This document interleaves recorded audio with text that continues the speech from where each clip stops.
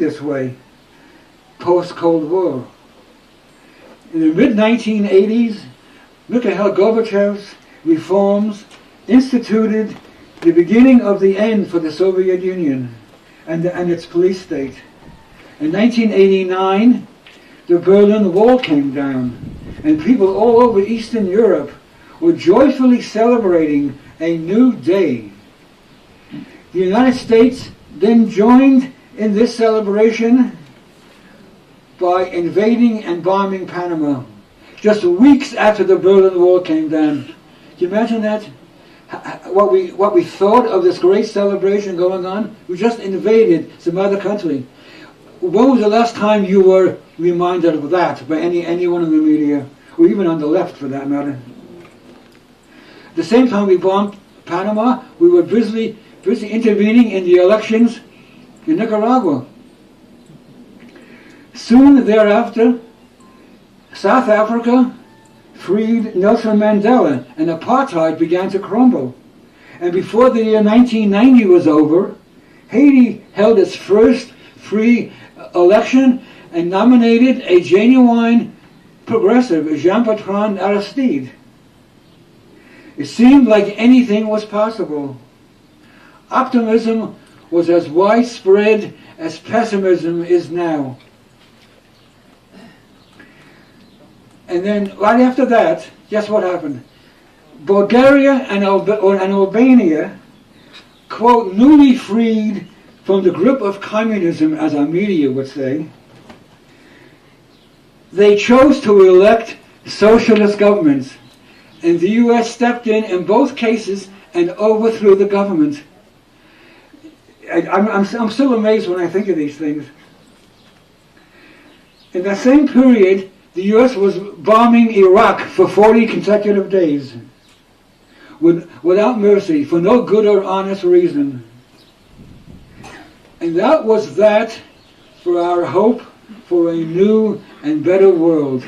That was the end of those marvelous thoughts. To sum up, the Cold War ended in 1991. The international communist conspiracy was no more red threat, and nothing changed in U.S. foreign policy. Since that time, the U.S. has been intervening and overthrowing governments just as often as during the Cold War. What does that tell you?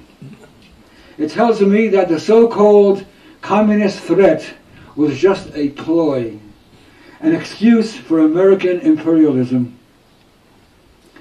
So, returning to lesson number 1, the most important one, about the U.S. meaning well. Don't ever look, if I were to write a book called The American Empire for Dummies, page 1 would say, don't ever look for the moral factor. U.S. foreign policy has no moral factor built into its DNA. Clear your mind of that baggage, which only gets in the way it only gets in the way of the cliches and the platitudes. They feed us all. It's a platitude and a cliche repeated for so many decades that very few Americans, even those on the left, would think that we didn't mean well through all those years of the Cold War, fighting the evil of communism. It would come as a shock to most Americans, even I'm sure many of you, that we couldn't care less about the so-called evil of communism.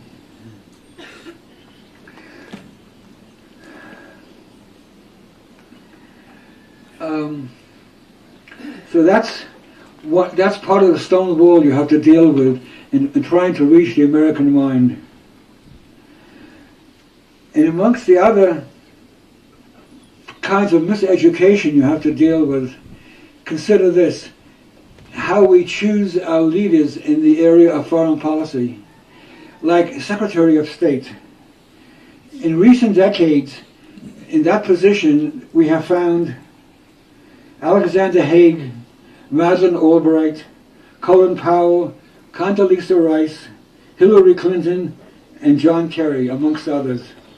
So we've had men and women, blacks and whites, Democrats and Republicans, conservatives and so-called liberals. And the policy has been the same. Isn't that amazing? Has the policy concerning Israel varied enough amongst those people to be noticed? Who can name any difference in the policy towards Israel? Or the policy towards Cuba or Iran? What's the difference? Or towards Hugo Chavez while he was in power? Or Gaddafi of Libya? Or the use of NATO? What's the difference in policies amongst these varied secretaries of state? NATO, for example, has been surrounding Russia with the bases and missile sites ever since the Cold War ended. Regardless of who was in power in Washington, NATO, the North Atlantic Treaty Organization. Does anyone here have a map of the world? NATO is the North Atlantic Treaty Organization. What are they doing in Afghanistan and Iraq? In fact, what are they doing in Europe? NATO was formed at the end of the Cold War with the clear understanding after the Soviet Union abolished the Warsaw Pact. NATO was promised to be abolished by the West, to match what the Soviet Union had done. But the Soviet Union no longer exists. The Russians abolished the Warsaw Pact. But Washington has found NATO to be a very valuable asset in carrying out its foreign policy. So NATO still exists, still looking for a purpose, a new purpose in life. It's a slogan used by people in NATO: out of area or out of business. Out of area means going to faraway places, not just Europe. Out of area or out of business. That's a common expression. So that's the issue of NATO. And yet when we have every few years a new candidate for Secretary of State, as one example, the American media discusses these various candidates with great seriousness, as if there's something to be chosen amongst them. Can Hillary Clinton win the confidence of key allies? How will Hegel expand Afrikaan? How will Kerry handle the Chinese? Burning questions in the American media, as if it makes one piece of difference which person is in the State Department. And the Sunday morning shows, talk shows, they discuss these questions with all these candidates with great seriousness. And the viewers think they're really watching, they're becoming very informed citizens on these Sunday morning shows. It's all a farce.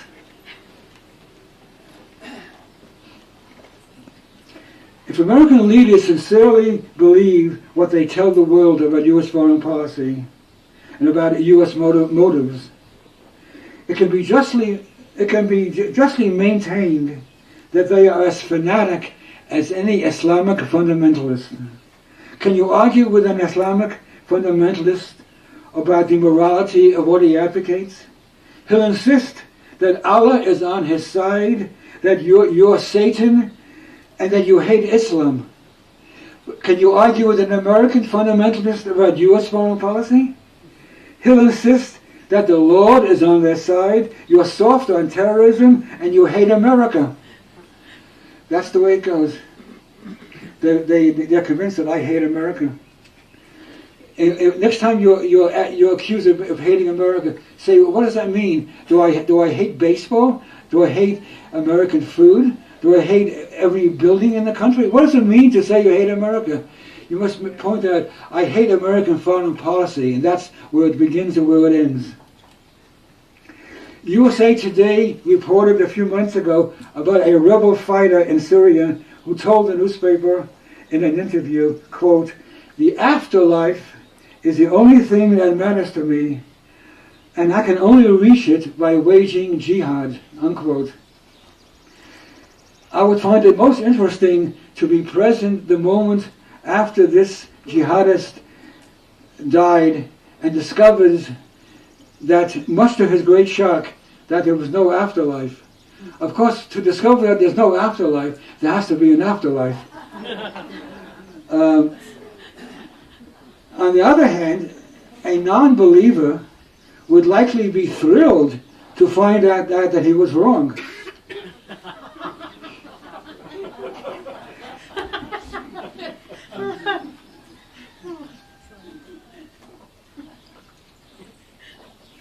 Let us hope that our dear leaders in Washington, our military leaders and State Department leaders and our corporate leaders who rule America, let us hope that they find out in this life that to put an end to anti-American terrorism, they're going to have to learn to live without unending war against the world.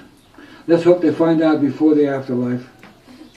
We can say that the United States runs the world like the Taliban ran Afghanistan when they were in power. Cuba is dealt with like a woman caught outside without a burqa. Horrific sanctions are imposed on Iran in the manner of banning music, dancing, and kite flying in Kabul. Julian Assange, Bradley Manning, and Edward Snowden are banished from civilized society like the religious police whipping a man whose beard is not the right length. So our splendid leaders are seeking to put these brave young men in prison simply because they feel embarrassed. Our government leaders feel embarrassed by what these men have done, and that they're willing to put them away for life. There's not much you can find at fault with that, is there? And since Edward Snowden was in the news, Obama and Kerry and the mass media all repeat the same line. They say, well, all great powers spy. Why single out America for spying? To which I would reply, since we can find anti-Semitism in every country of the world, why do we single out Nazi Germany for condemnation? Obviously, the answer is that it's the magnitude of American aggression puts it in a league all by itself, the same as the magnitude of the Holocaust put Nazi Germany in a league all by itself. And that's no exaggeration. No one is even close to having done what we've done. And if you doubt what I'm saying, read my books, or just read my website. You don't have to buy my books. No, buy his books. Okay. That's my sales agent. I really worry about Assange and Manning and Snowden. The power of the empire to punish them scares me no end. No country is able to disobey Washington's command to impede the flight of the Bolivian president. That takes such great power to just cause all of Europe to clamp down on overflights.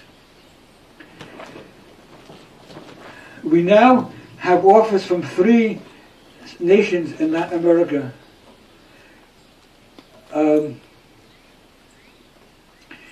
And we'll see how they're punished for what they offer.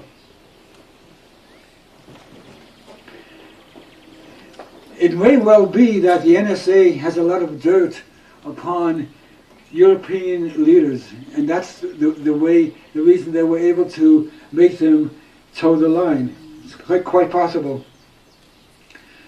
I'm going to close now on some thoughts about the media, a subject which comes up frequently when you're discussing how to change U.S. foreign policy. Keep in mind this. There are more than 1,400 daily newspapers in the United States. How many of those 1,400 newspapers or television networks can you name that unequivocally oppose the war in Iraq? I've been asking this question for years, in person and in print. I've gotten one answer. Someone told me that the Seattle Post-Intelligencer unequivocally opposed the war. That's one example I've gotten so far out of thousands. And how many of these newspapers or TV networks unequivocally oppose our wars in Afghanistan and Iraq and Yugoslavia and Panama and Grenada and Vietnam? That's 7 wars. Can you even name 2 of them that opposed any of these wars? Can you name 1? It's just amazing when you think about it. And we attack Ecuador and Venezuela for not having an opposition media. Can you imagine? That's what we say. During the Cold War, a group of Russian writers were touring America, and they paid attention to the television and to the press.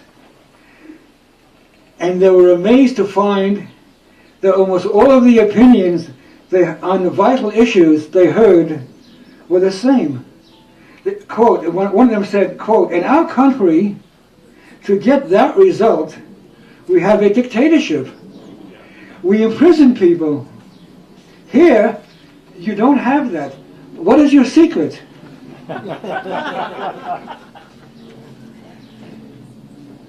I am asked occasionally why I'm so critical of the mass media when I quote from them to a great extent in my books. The answer is simple.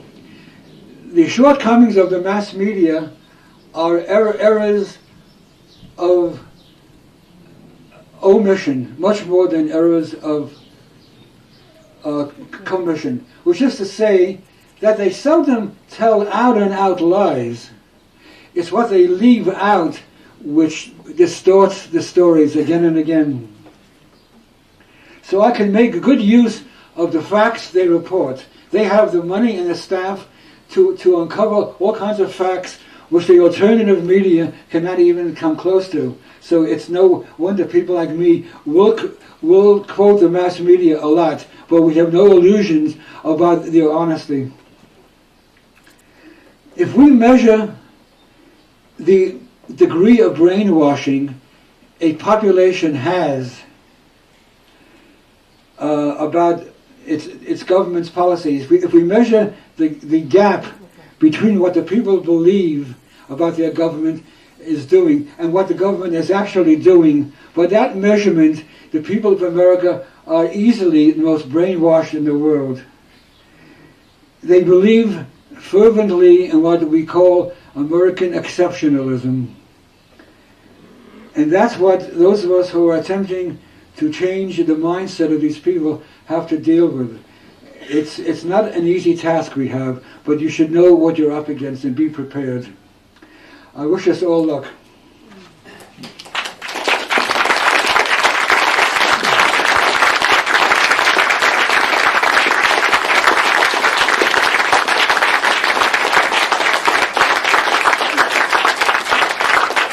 Children of the mafia to American citizens? Oh, yeah. Tell us that. Yeah, it's like the children whose father is a mafia chieftain, and they have no idea what their father does for a living, and someone fires a shotgun through the window of their house, and they have no idea why anyone would do that. And it's a total confusion. They're living in complete ignorance of what their father does, and so many Americans, most of them, are living in complete ignorance of what their mafia government is doing, and why people are shooting shotguns through the windows of the State Department. What I've been denigrating is not the left, it's liberals. There's a big difference between a liberal and a radical, or between a liberal and a progressive. It's liberals I've been putting down, not the left. So I get your left, so I'm glad you clarified that. Yeah. And so we can be left if you're all right. Well, forget the label for the moment. Just educate yourself and form opinions. And if you wind up on the left as a result of that, so be it. You don't start with being on the left and then look for the information. Then first educate yourself. Well, I don't know if it wasn't Costa, it might be Anyone the U.S. and NATO approves is not going to be a progressive anyhow. And I'm glad you mentioned women in Afghanistan, and Kathy spoke about them. It's something which you don't hear very often. From the mid-1970s until the late 1980s, Afghanistan had a government which was very pro-women. Women were given education and all kinds of opportunities. They even wore miniskirts. It was fantastic. And don't take my word for it. There's a book published by the Pentagon, the same Pentagon, which published in 1986, which extols this government's treatment of women. And what happened to this government? The United States overthrew it. So next time you hear any American official speaking about we have to intervene in Afghanistan or we have to remain there for the sake of the women, tell them what I just said. It's just bullshit.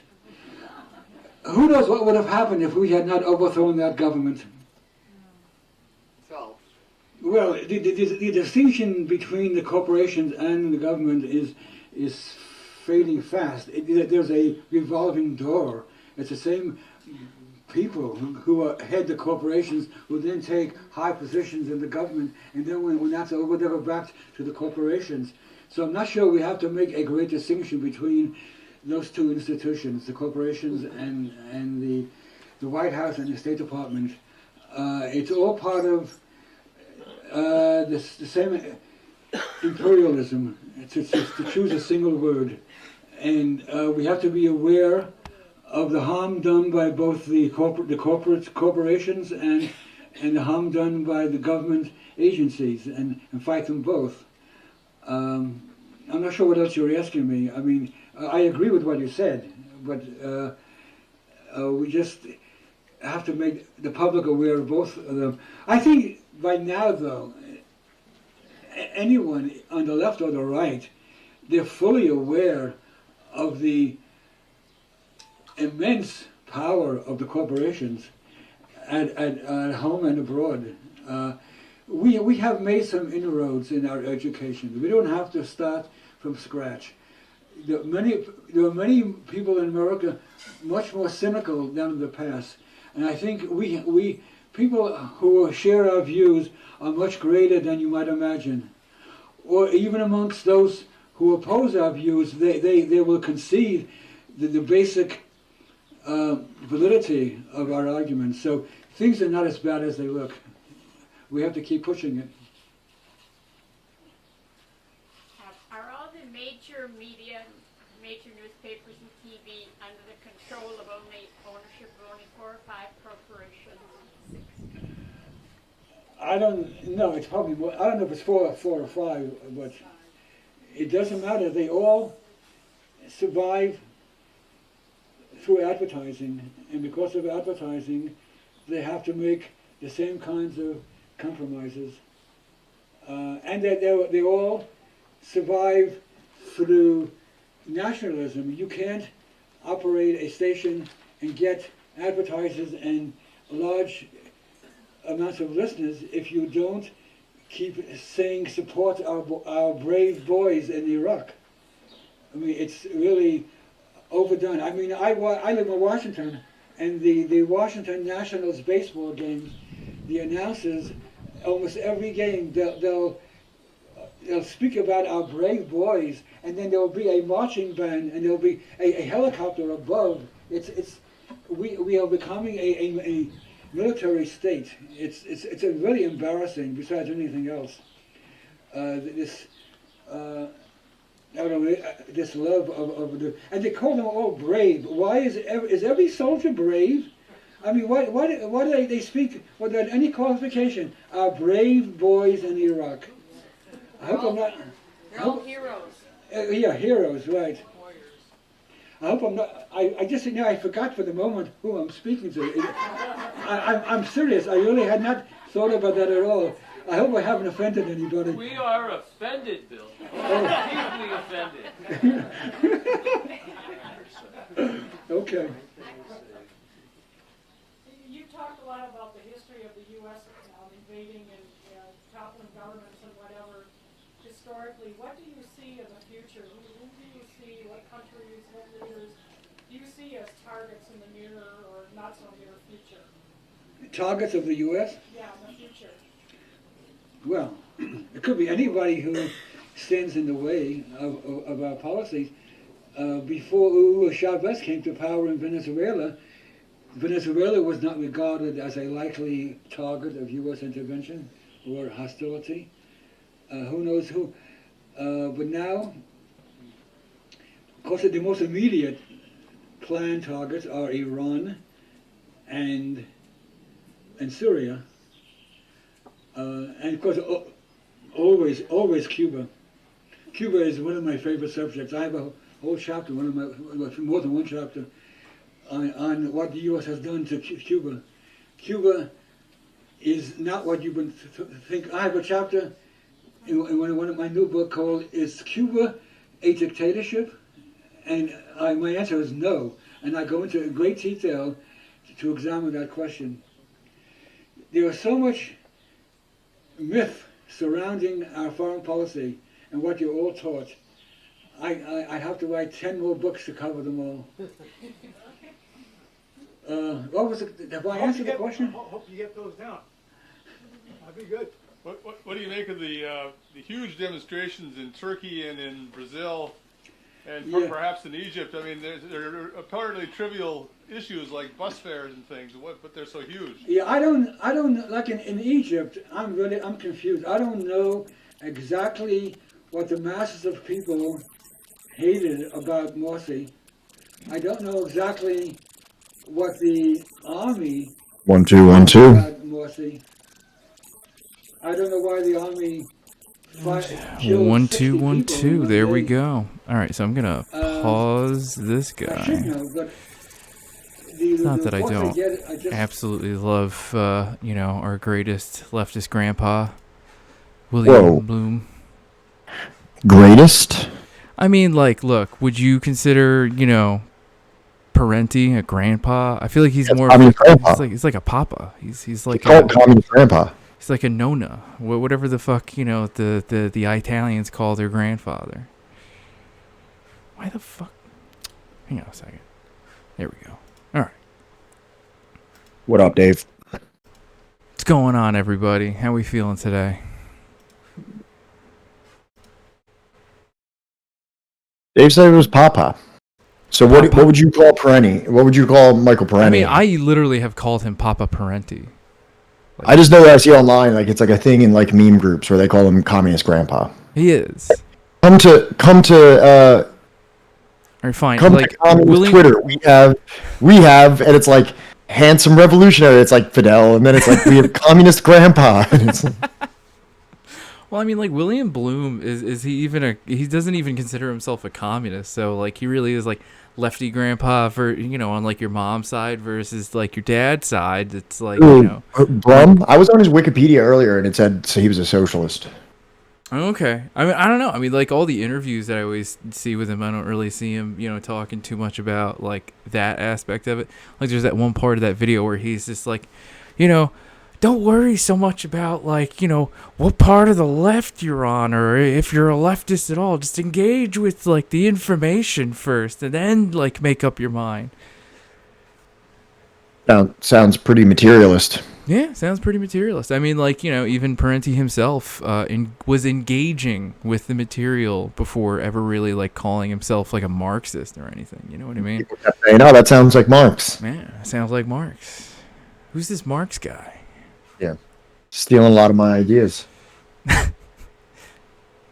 Sounds like he knew what was up. So, anything new with you, Pat? Anything new with me other than we're not supposed to be drinking water in Philadelphia.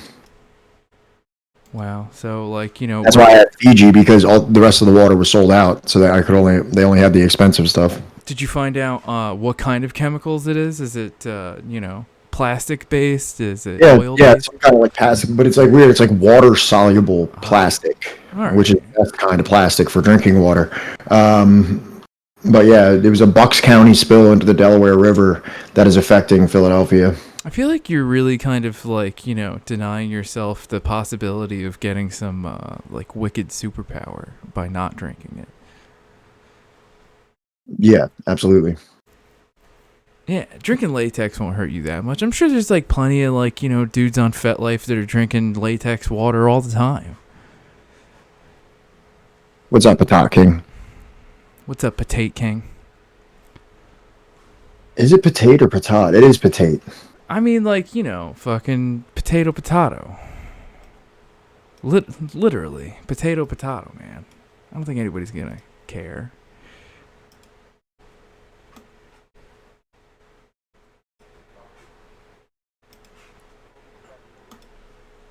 I thought it was pretty good. I liked the Albania chapter. I wish it went just a little bit more in depth. I feel like it deserves just a little bit more information. The Eastern Europe, like at large thing, was kind of neat. It was nice to see Kim Philby pop up. Kim Philby, the real super spy.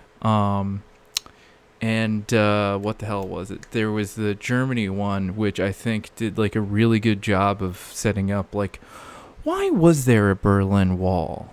We've touched on like the Berlin Wall, but only in reference, and that reference was from Gerald Horne's 1776, The Counter-Revolution, talking about how Georgia was almost like a Berlin Wall of sorts between non-slave states in the north and the slave, all were like kind of slave states, right? The northern colonies of England and the southern Florida colony of the Spanish, and how Georgia was supposed to be like a slave-free boundary zone. I don't know if you recall that.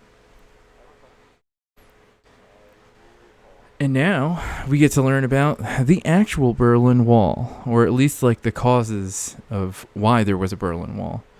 I'd like to learn more about the fall of the Berlin Wall from the perspective of the Russians and learn how Gorbachev fumbled the bag. Well, I mean, like technically, what were you going to say, Pat?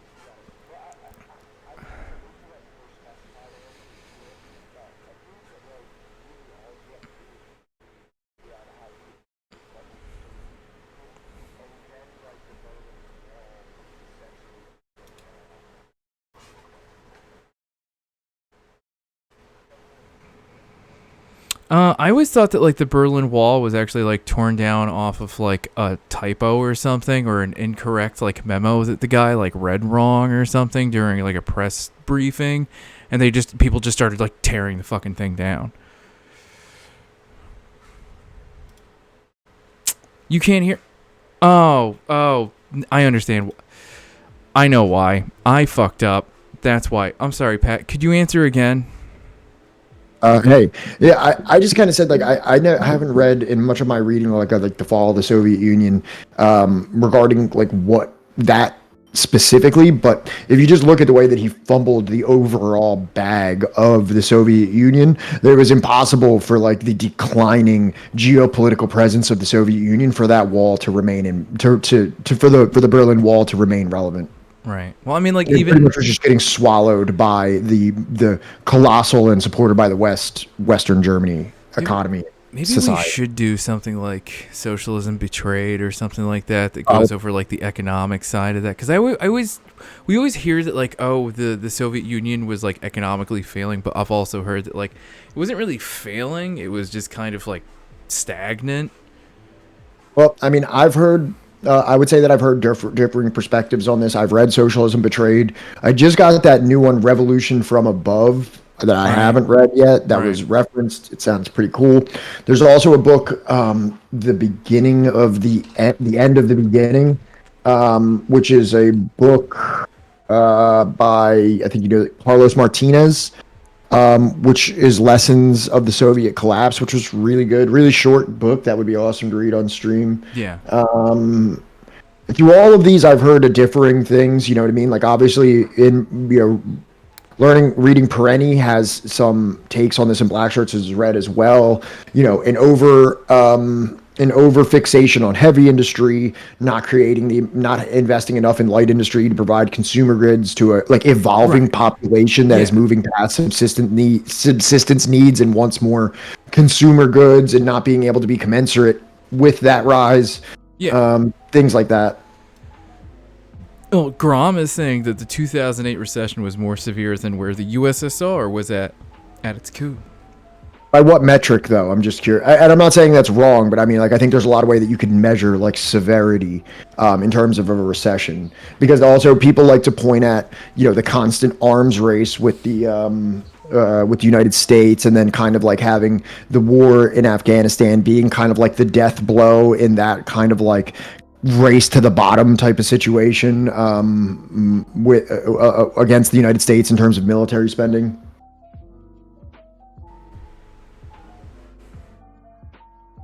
Now, I still think it was more of like a stagnation, like it just kind of leveled off for like 5 years, you know what I mean? And because there wasn't like that consistent or like constant upward trending growth, because, they weren't really, able to compete with like, what would you call it? Like what did you call them? I call them like commodity, like shit. Light industry? Light industry, that's it. Like, because they weren't really able to compete with that, at that time. That like that's why they were kind of just stagnating, you know what I mean? Yeah, I mean, Perenni like lined up like a bunch of stuff, like certain issues with like jobs for everyone and things like that, people taking advantage of it, black market situations as well.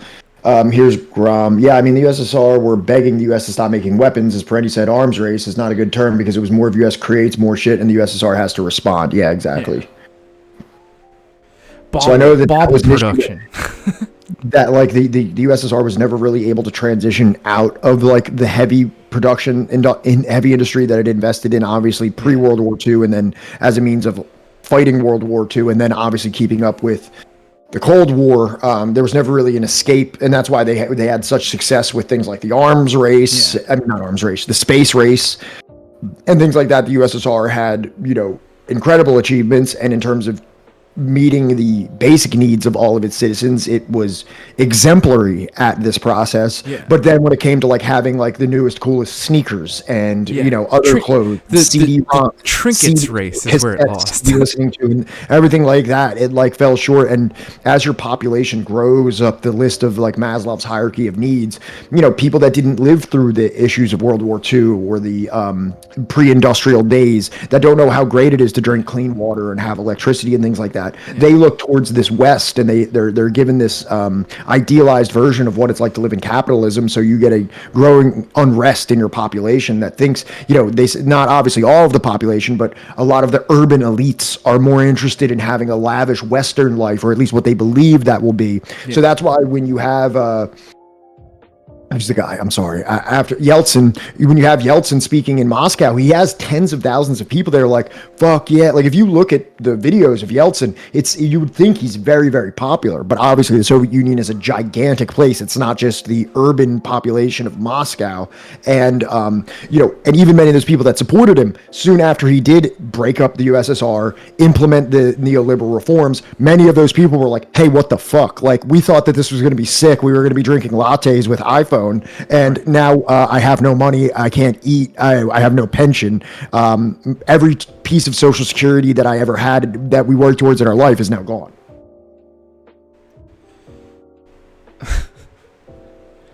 Living in America in multiple income brackets, I now know what it's like to have clean drinking water versus not.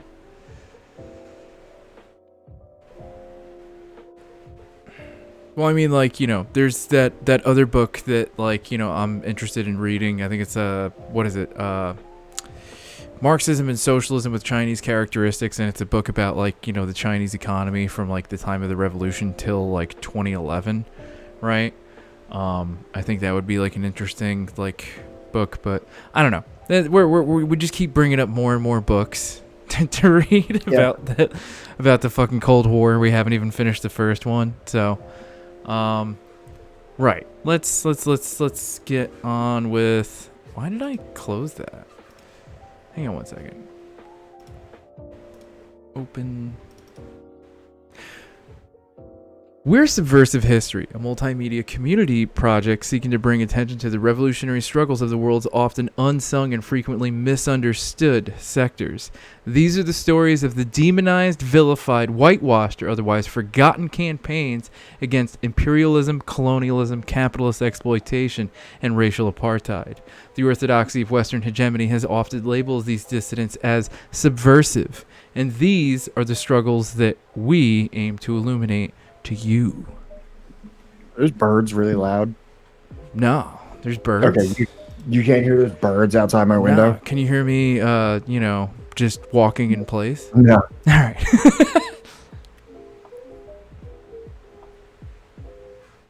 Okay, great. So then I won't have to go scream at the birds.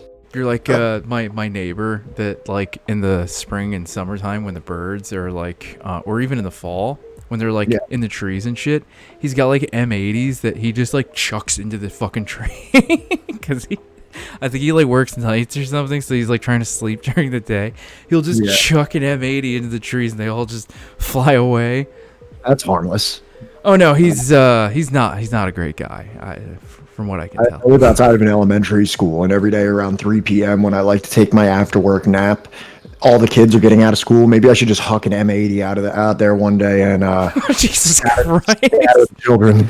Oh my God, not the right time, Pat. I know you don't watch the news, but like Jesus Christ. Sorry. Well, I mean, obviously I wasn't suggesting. No, I know. I think it's like extremely fucked up that like we've had over 2,500 shootings, right? Yeah. In like the last like 15 years alone. Do you know how many of them were not done by cis white men? Like all of them, but this one or something? I don't know. No, like 3. Oh, okay. In like the last 15 years, right? Mm-hmm. Plus, I think given the fact that the shooter was white, right? Sure, they weren't trans. I mean, they were trans, but like they were, technically a white man.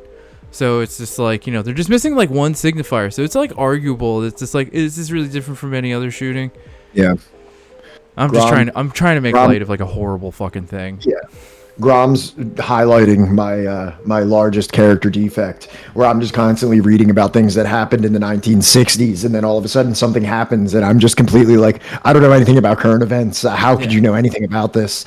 How could anyone know anything that hasn't been synthesized into many, many like peer-reviewed secondary sources and verified primary documents of the time? How can you know anything that happened, honestly? Right. So women still need to, get those numbers up. You want real equality, you have to do more mass shootings, women. I'm kidding. That's a joke. That's a horrible, horrible joke. Don't do that. I am not advocating for that at all. That is probably the worst thing that's come out of my mouth. Let's just get started. Yeah, we're doing our best. So, yeah. What we're gonna get into now is Albania. Quick, play the video. Quick, play the video. Quick. Never mind. Play the video. Play the socialist video. Play the socialist video. Play the people dancing and play the dancing in the farm work. So, there we go. Look at that. Look at that. There's Enver Hoxha. Look at him. Look at him.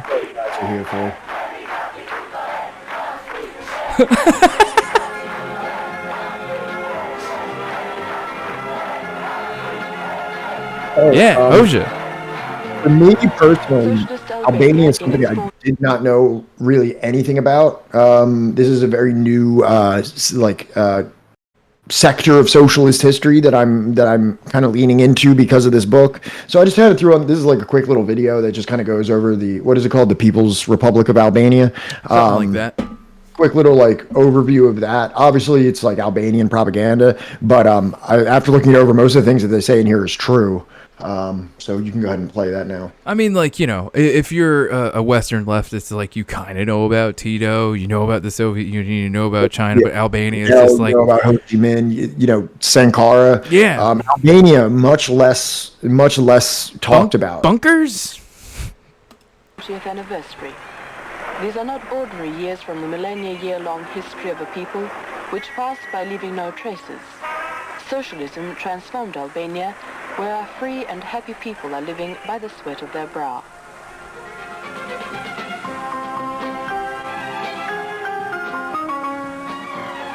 Guys, I still don't get the bunker meme. If anybody can explain You it, will. You will. I would appreciate it. Chat, explain the bunker meme to Pat. I read that it said that they made all the bunkers and pillboxes and stuff. It didn't say anything really that spicy about it. I thought there would be like a spicier undertone to the whole thing. No, there's no spicy undertone. Truly enough, the And does Albanian that have people looks like pillbox. roots? It's defensive. It looks like Machu Picchu. Yeah. They have It's like mountains that now. vertical farming. They do in Peru. I know that's here right now. I'm talking about Peru.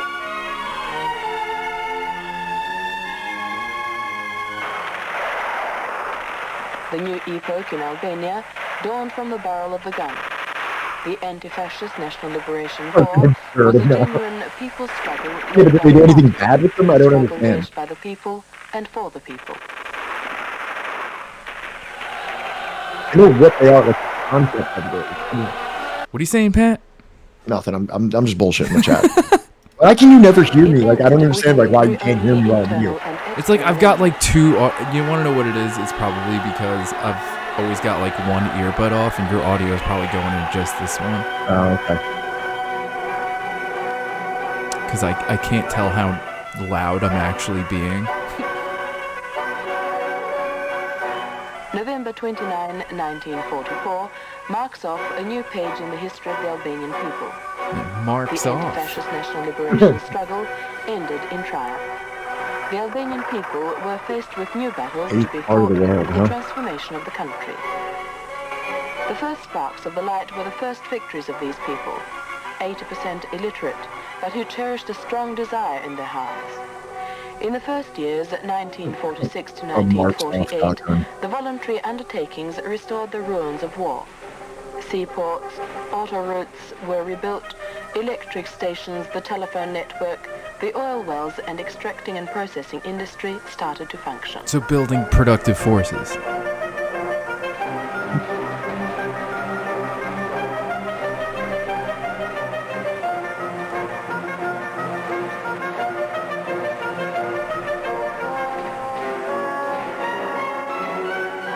In 1947, the first railway line, Durrës-Peqin, 44 kilometers long, was built. In January 1948, over 25,000 young men and young women concluded the second railway line, Durrës-Tiran, within 8 months.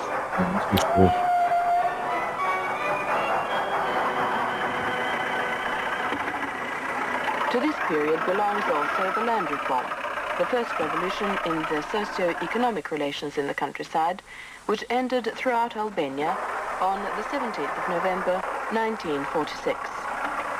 For the first time, the principle, the land belongs to those who till it, became a reality through this reform. Since the first years, the socialist sector emerged, which is made of the property of all the people, administered by the state, and the cooperativist property. Yeah, I don't see what's wrong with this. Farm workers, well, a lot of this is true. They're really just packing in all the good stuff, and obviously they're not going to say any of the bad stuff. But from what I read, a lot of this is true in terms of like, from many, many metrics of like societal progress, Albania did very, very well. Now, you know, to the points to like civil issues, yes, you could. Well, at least from what I read. I'm not a fucking expert on Every it. battle marked off a victory. Within a short period of time, the economy of the country was restored. Albania ushered on the road of 5-year plans. This was the starting point of the industrialization and electrification of the country. During the first 5-year plan, 1951 to 1955, Albania was transformed from a backward agricultural country into an agricultural industrial one. The country assumed an industrial physiognomy, priority being given to heavy industry. In 1955, Albania turned out within 4 months and 10 days as much as it did for 12 months in 1950, or within 35 days, it turned out as much as it did in 12 months in 1938. The basis of modern industry were laid during this 5-year plan.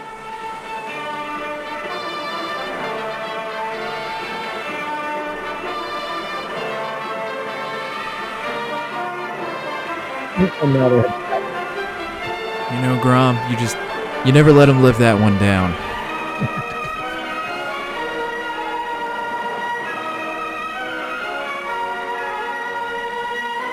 Looks like parts of Colorado.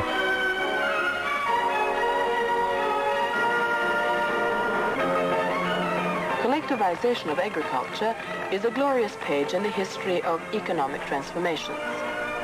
Agriculture was ushering onto the road of its intensification. From 1976 and on, Albania becomes self-reliant in bread grain. In 1983, over the entire wheat cultivated area, the average yield was 31 quintals per hectare, while in the plain areas 45.8 quintals. What's a quintal? What's a quintal?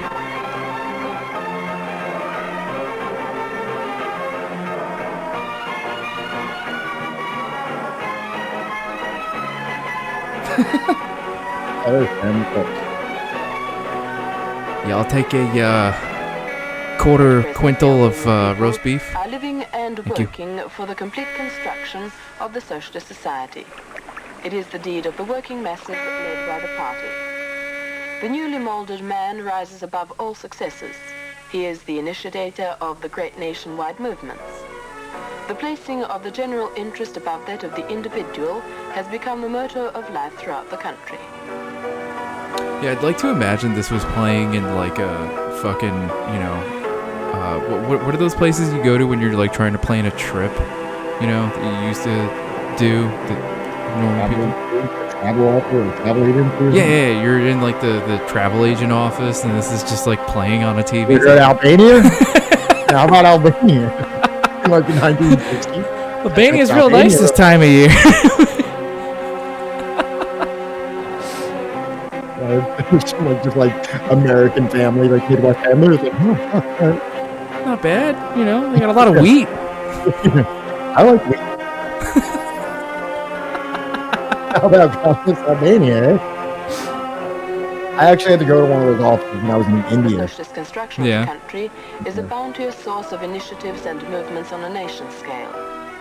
Socialist solidarity is to mention only but one. Socialist solidarity has burst forth into a new powerful wave, especially in moments of natural calamities such as earthquakes.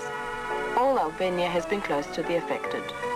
The earthquake of April the 15th, 1979. I guess they were on like a fault line or something. In this zone.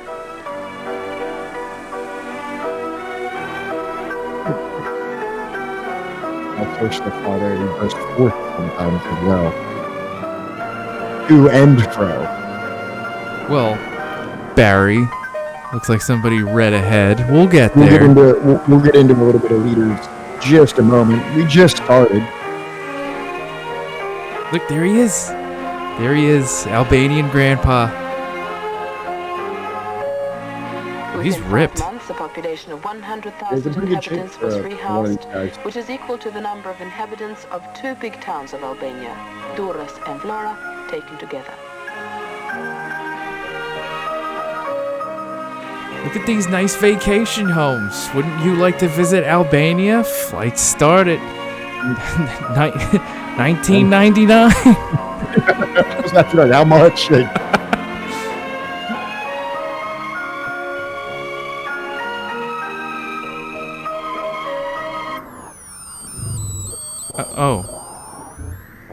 Play with the tracking.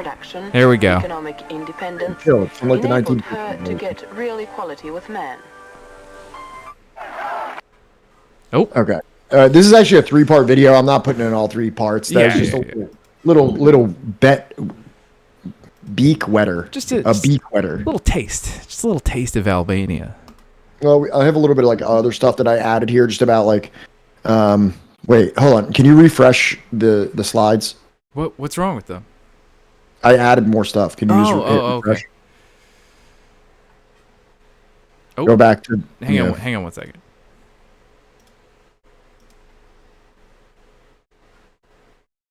Okay. All right. Let me just fix this. Here's just some stuff I pulled out of Wikipedia. I kind of kept in the good and the bad because I haven't read much about the situation. So there we go. This is just some of the stuff that I wanted to include. Just to like, for one, like there was like a lot of the good stuff, and then I didn't feel right like I didn't want to just clip out the bad stuff and only show the positive things. Because So Pat loves making sure you know the bad stuff. both sides. Both sides. Enver Hoxha, during his 41-year rule, his government rebuilt the country, which was left in ruins after World War II, building Albania's first railway line, raising the adult literacy rate from 5 to 15% to more than 90%, wiping out epidemics, electrifying the country, and leading Albania towards agricultural independence. It also outlawed religion, traveling abroad, private proprietorship, and closed or converted to secular uses all of Albania's religious facilities. His government imprisoned, executed, or exiled thousands of landowners, rural clan leaders, Muslim and Christian clerics, peasants who resisted collectivization, and disloyal party members. So, some good, some bad, probably some things that need to be contextualized in there, like, did you execute, what kind of landowners, what kind of rural clan leaders, you know what I mean? Like, I've heard some of those chaps not always being the nicest of individuals in terms of the way that they, rule their clans and things like that. But, right. Sorry, Grom wants me to turn up the speed on this thing and be sprinting while we're fucking streaming. It's not happening. I'm not eating shit live on stream on this fucking thing. But yeah, Grom brings up the not great with the religion stuff. There was a lot going on at this time. He actually was a Muslim also. I don't know if that was known, or at least he was born to a Muslim family. I don't think he was a practicing Muslim, but if you go to his Wikipedia page, he was born to a Muslim cloth selling family or something like that. Wow. Not saying that makes it right, but no, it definitely doesn't make it right. But I think that for a country born out of the horrors of World War II, it probably influenced a lot of decision making on his part. You know what I mean? Kind of like Tito's ban on nationalism. Right. And I mean, I would really need to dig more into the not ancient, but the more extensive history of Albania to really learn, is this a situation like Afghanistan where there's rural leaders that are essentially taking child brides and murdering people and subjugating their entire rural population that they kind of have that little command over, and is there maybe more of a logic to wrenching that system of control away from them? I would need to know how the religious sects really operate in Albania. I have no idea. Plus, I mean,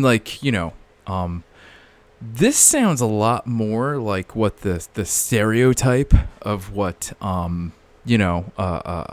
godless atheist socialism, was advertised as in America than even what it was in the Soviet Union, where obviously they still had people practicing religion and stuff. You know what I mean?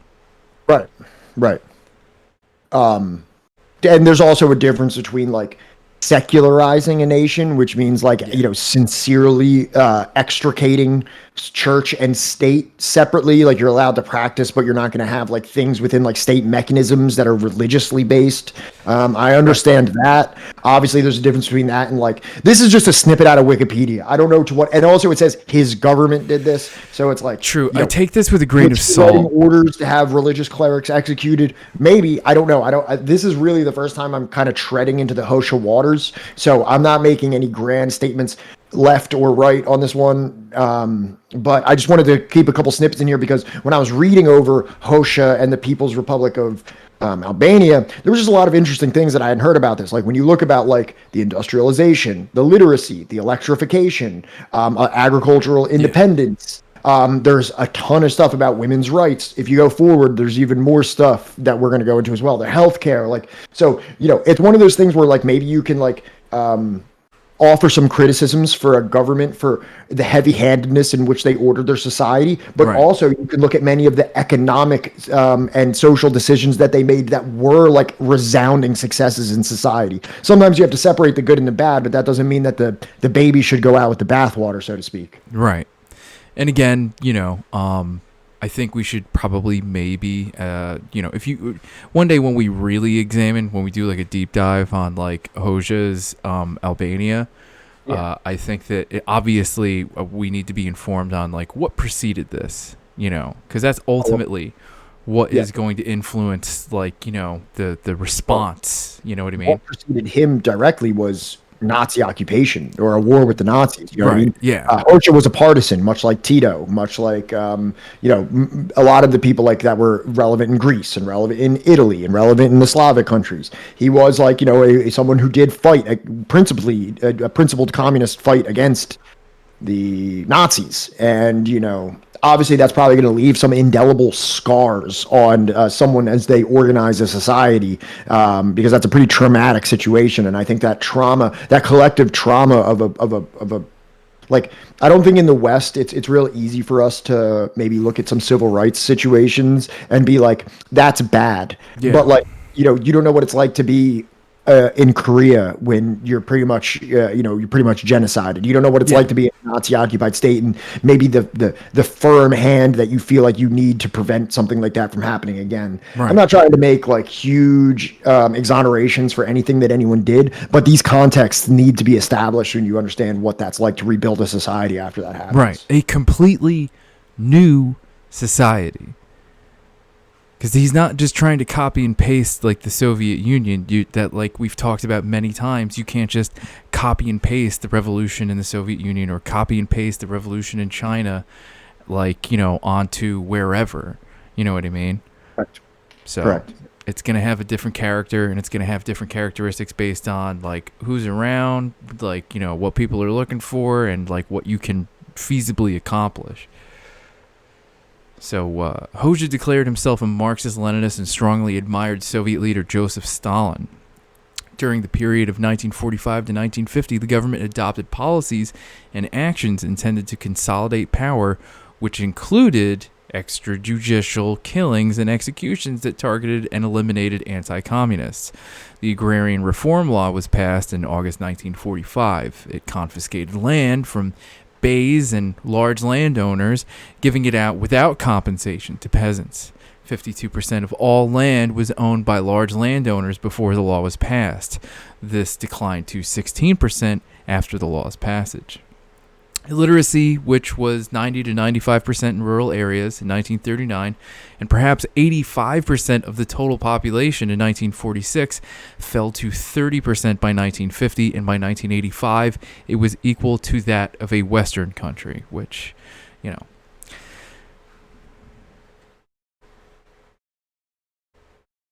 Western countries, the literacy is, like, you know, arguable. You know what I mean? I'm not trying to like argue that their literacy, that's not a good thing. I'm just trying to state that, like, you know. Well, I think a lot of times, that, you know, if you're looking at like a more well-developed education, I mean, I don't know that many people that can't read, but I'm sure if you go into some places that have like no form of public education, that literacy is going to be much higher. This is why it's so important to do that in Cuba. This is why it was such an important thing to happen to Frederick Douglass. Like the ability to read is massive, you know. I can't remember if Tanky comes from Hoxha or it does not. It comes. You know, I don't think it comes from either. Actually, I think it actually is birthed out of just like in the English Communist Party or like the English left, and like a disagreement within the English, you know, leftist circle about like who supported. It was either Czechoslovakia or Hungary. I think it was Hungary. It was Hungary, and the English communists that were in support of the Soviet intervention started calling people tankies because there was tanks used. That's where that came from. All right, so it's like, it's not bad, nor, you know, it's pretty good. What happened? They said, I just Googled, and 20% of U.S. adults are illiterate. And I'm like, you know, that's not bad. You know, for a country that went from like, you know, 85% illiteracy, and then within like, you know, 20 years had... You know. That's a massive and precipitous decline in illiteracy. Well, Grom, the other thing that I just want to reiterate is that, you know, we're taking this info from Wikipedia, so take it with a grain of salt. Okay, we're just cursory glancing. We're just dipping our toes in Albania, just little beak wetting, just little. I just thought there was some interesting background information about what we're going to be talking about the United States getting involved in, because it's not really covered in the book. This is only like a 3-page section of the book. So, moving on. All right, WizBiz, thanks for being here. Appreciate it. Here's a little bit more about the old Albanian Mehmet situation. Shehu. As a prime minister, the health service is free of charge for all and has been extended to the remotest villages. In 1960, we had one doctor per every 3,360 inhabitants. In 1978, we had one doctor per every 687 inhabitants. And this is despite the rapid growth of the population. The natural increase of the population in our country is 3.5 times higher than the annual average of European countries, whereas mortality in 1978 was 37% lower than the average level of mortality in the countries of Europe. And the average life expectancy in our country has risen from about 38 years in 1938 to 69 years. That is, for each year of the existence of our people's state power, the average life expectancy has risen by about 11 months. That is what socialism does for a man. Is there a loftier humanism than socialist humanism, which in 35 years doubles the average life expectancy of the whole population of the country? Which is really interesting because like that Albania's life expectancy in 1938 is like on par with like China's in that same time period. Like I don't know if you saw like at the time of the Chinese Revolution, I think it was like 32. Yeah. It's just interesting that like, this European country had like this like abysmal life expectancy at that time. Right, because like what did they have even before the Nazi occupation? I'm assuming like what, some kind of like royal family monarchy. Yeah. So, I mean, like, fucking China had, the century of humiliation where like, it was just like warlords and fucking, I'm so sorry. I just saw the thing and I started responding to it. No, go for it. Grom, yeah, they were super. I read through the thing. They were super concerned with growing their population, and they banned all abortions that weren't medically necessary. Romania also did the same thing, by the way, which leads to yeah, exactly, Grom. And I didn't include everything that I read on the Wikipedia, and also it's just me reading the Wikipedia. For me to feel real comfortable about like really laying it down, I would have to read a couple of books on this situation, but just wanted to have a little bit of like. Really, I wanted to talk about the statistics of agricultural growth, medical growth, literacy growth, industrialization, life expectancy. Those are the things I just wanted to touch on that, like, in the post-World War II socialist experiment days, what were the benefits of this? And then I wasn't going to snip around the bad parts because I would feel really disingenuous doing that, so I left them right in there.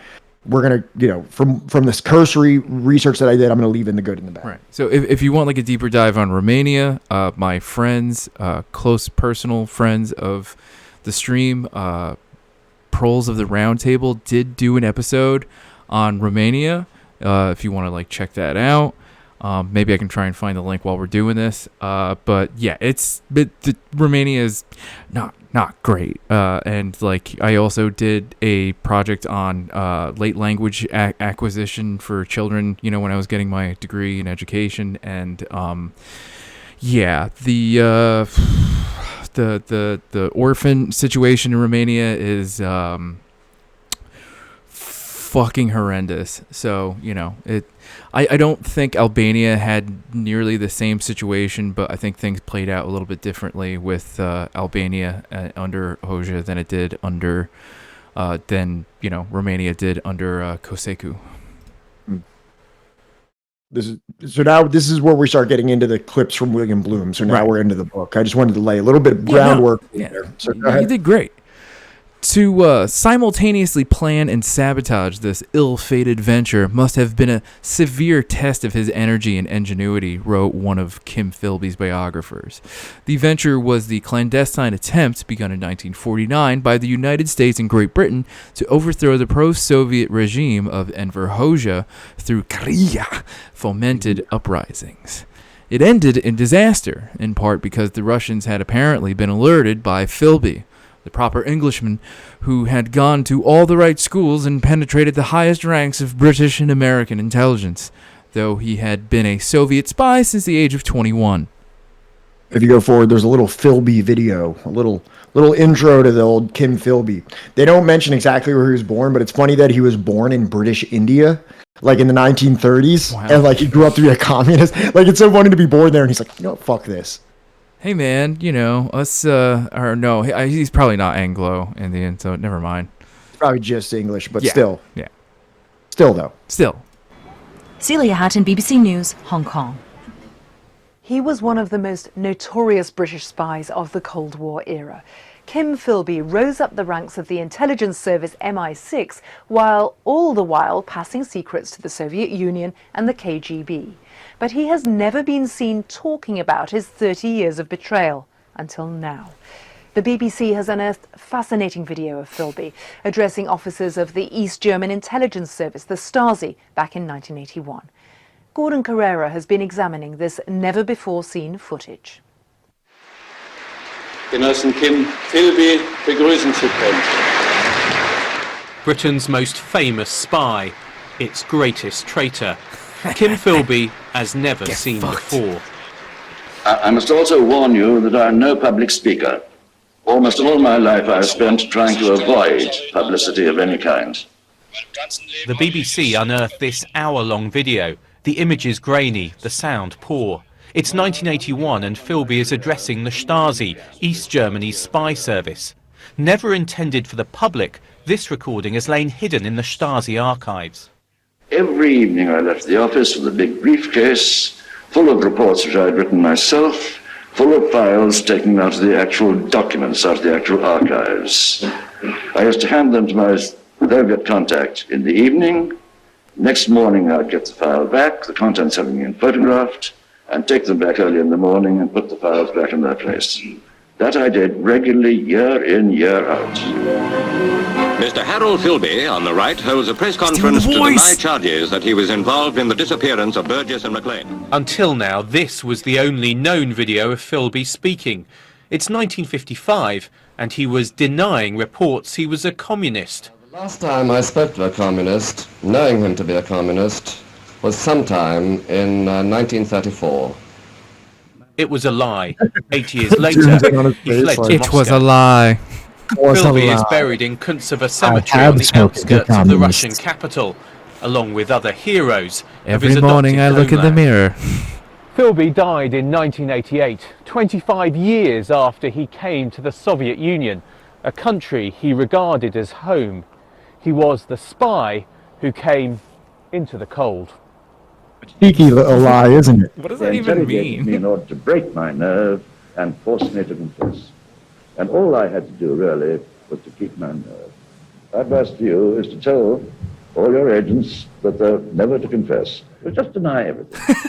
That advice served Philby well during his career. Just this deny secret everything. account of his betrayal emerging only decades after his death. Gordon Carrera, BBC News, Moscow. Gaslight the fuck out of them. You're crazy. You're crazy. I think you're the crazy one for suspecting me being a communist. How do we know you're not the communist trying to, give your trail off to me? This is what you do, you know. You project. You project your own communism onto me. You're projecting your communist ideations onto me. I'm a good God king and country-fearing, praising citizen of the United Kingdom. I think gaslighting Kim Philby might be my favorite character of the show. I think you're just making things up.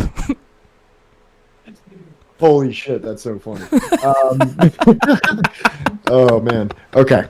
So now we have Philby had moved to Washington the year before to act as the British Secret Intelligence Service, SIS, liaison to the CIA. In that capacity, he served as co-director of the CIA SIS task force engaged in planning the Albanian operation. The choice had fallen upon Albania because it was regarded as the most vulnerable of the socialist states. The smallest and the weakest, not sharing a border with the Soviet Union, isolated between a US-controlled Greece and a Yugoslavia that was renegade from the Soviet bloc. Moreover, a recent agreement between the Soviet Union and Albania involved aid for Albania in return for a Soviet right to build a submarine base with direct access to the Mediterranean. By the rules of logic of the Cold War board game, this was a move the United States was obliged to thwart. But I just threw his wiki in there real quick if we wanted to. You want me to open it? Yeah, why not? Yes, the U.S. was actually using the board game Risk, to plan everything that they did. So here's old Philby, a pretty interesting character that I didn't really know a lot. Johnny, you knew about this guy before, right? Yeah, Kim Philby's a fucking boss. Yeah. So he's a British intelligence officer and double agent for the Soviet Union. In 1963, he was revealed to be a member of the Cambridge Five, a spy ring which had divulged British secrets to the Soviets during World War II and in the early stage of the Cold War. Of the five, Philby is believed to have been the most successful in providing secret information to the Soviets. Born in British India. It's so cool that he was born in British India, and he's like, fuck this. Yeah, fuck all of this. This is all just horrible. Yeah.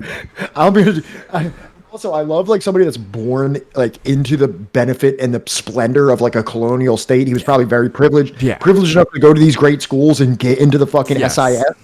But in the whole time, in the back of his head, he's like, "Fuck all this. Fuck all of this. What is the best way that I can fucking ruin all of this? How can I be like the best class traitor of all time?" Yes. All right. So born in British India, he was educated at Westminster School and Trinity College, Cambridge. He was recruited by Soviet intelligence in 1934.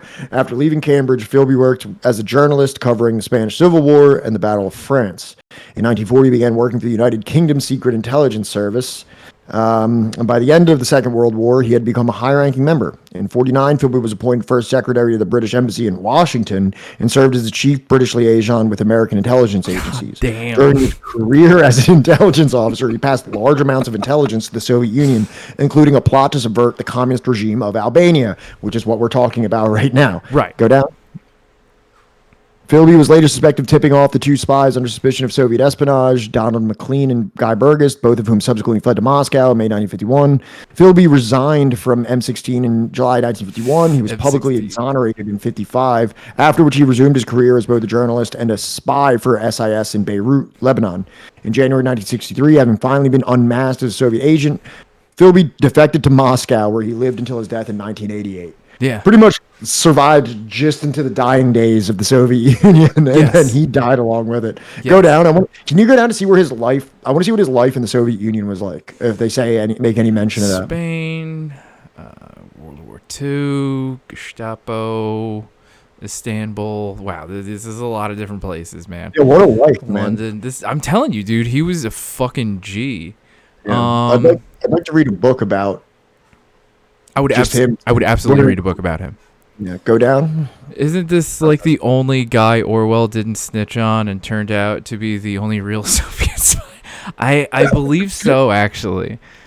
Meanwhile, he's talking about like Paul Robeson being anti-white and some other guy being gay, like some kind of like a cheeky gay or something. Whatever he said about fucking Orwell was like Paul Robeson, anti-white, fucking racist. Yeah, she needs to be on a list. Those kind of people need to be on a list. Personally, I'd say. Zero expressions of his life became worse and reflected and beat out even drink. Oh shit! You recalled returning home to Beirut from a sightseeing trip in Jordan to find Philby hopelessly drunk and incoherent with grief on the terrace of a flat, mourning the death of a little pet fox which had fallen from the balcony. He had a heart of gold. Yeah, dude, that's the most horrible thing I've ever heard. The first time since Gollinson's defection, he found Philby too drunk to stand with a bandaged head. He had fallen repeatedly and cracked his skull on a bathroom radiator, requiring stitches. When does he get to the Soviet Union? I don't know. By the way, do you say radiator or radiator? I say radiator. I say radiator. It's weird, man. Whatever. Aluminum. Another meeting was scheduled to take place last week of January, since it served as a whole conference with Elliot. Charade to convince the KGB that Philby had to be brought back to Moscow, where he'd serve as a British penetration agent. Moscow Center. There we go, Moscow. I don't know. Upon his arrival in Moscow in January 1963, Philby discovered that he was not a colonel in the KGB, as he had been led to believe. He was paid 500 rubles a month. The average Soviet salary in 1960 was significantly less. And his family was not immediately able to join him in exile. Damn. Philby was under virtual house arrest, guarded with all visitors screened by the KGB. It was 10 years before he was given a minor role in training of KGB recruits. Mikhail Lyubimov was his closest KGB contact, explained that this was to guard his safety, but later admitted that the real reason was the KGB's fear that Philby would return to London. I mean, I guess, like, you know, a guy spends, what, close to over a quarter century, you know, abroad, you know? Well, and we're going to get deeper into this chapter, what we're talking about today, and we're going to see a lot of, like, really, like, head-spinningly confusing double agent, double crossing, you know, playing the game for themselves things. So it's, you kind of have to, this whole espionage game, you kind of got to, you know, understand it. Philby confirmed that he had worked for the KGB and that his purpose in life was to destroy imperialism. I'm telling you, he's just a fucking G. Can you just highlight that part real quick for the people watching in case they don't see it? It's right there. Right there. Right down. Down. Right, last sentence. Okay. There you go. My purpose in life was to destroy imperialism. What a goat. He occupied himself by writing memoirs, which were published in the UK in 1968 under the title My Silent War. They were not published in the Soviet Union until 1980. In the book, Philby says that his loyalties were always with the communists. He considered himself not to have been a double agent, but a straight penetration agent, working in the Soviet interest. Philby continued to read The Times, which was not generally available in the USSR, listened to the BBC World Service, and was an avid follower of cricket. He would be. Very Indian. Also very British. I don't know. I'm just kidding. The only time I actually saw someone watching, the only time that I actually saw someone actually watching cricket was in India. What? No, you didn't have to ban them. They even said they were a commie. I mean, like, if they have the channel points, they can debate Pat, but not until they have the channel points. Oh, I didn't even realize what the name was. Oh, yeah. Yeah. Oh, no. See, that's why we pay you. That's why we pay you the mod big. That's why we pay you the mod big bucks. Yeah. I did not catch the name. You do what we, we are too witless to understand. Seriously, we are fucking, like, slow.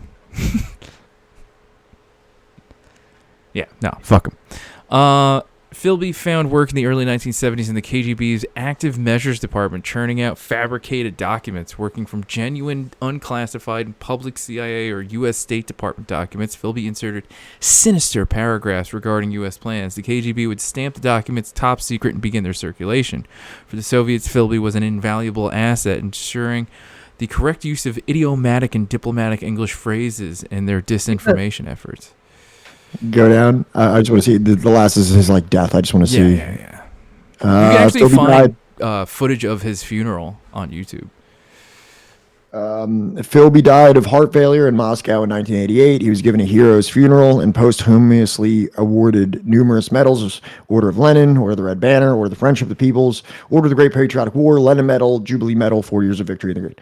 Awesome. Yeah, Philby, that's so sick too. Like just the way the whole thing built out, like to his dying breath, like because you would think like maybe like afterwards maybe he was like I don't know why I did this, things are fine. But he was like no, my life's purpose was to combat imperialism, and I did that. And I'm not even a double agent. I am just like an active like communist infiltrator that my heart was always along with the communists.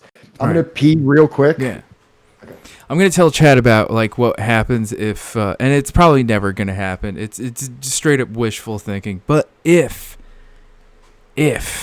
right, Red Dawn happened, Chad, I've got lists. All right, I would be like, Morty's dad and Rick and Morty when the aliens invade Earth, and like Morty's dad has like all those medals and stuff for just like I don't know, doing whatever. But I would have all those medals for just straight up ratting on people. Be like, you see that neighbor over there, that square that used to be an American flag on the back of his pickup truck. That guy over there, basement filled full of guns. Total anti-communist. Get him! Let me just turn this back on so it's not just dead air. Yeah, no, I would absolutely rat. I would be snitching so hard for the CCP if they took over the U.S. It would be ridiculous. To welcome my liberators. All right, so now we know about Philby. We've done a lot of like extracurricular reading so far. Let's get back into what Mr. Blum has to say.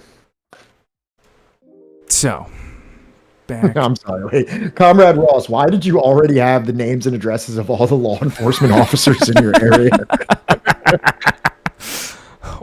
Well, this may be a cultural, gap, but here in America, we have this thing called hit lists, right?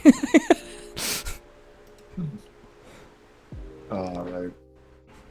So, the task force, and this is by this task force, there's referring to the task force of the United States that the United States is putting together for the purpose of destabilizing or overthrowing the old Hosha, the People's Albanian situation going on here.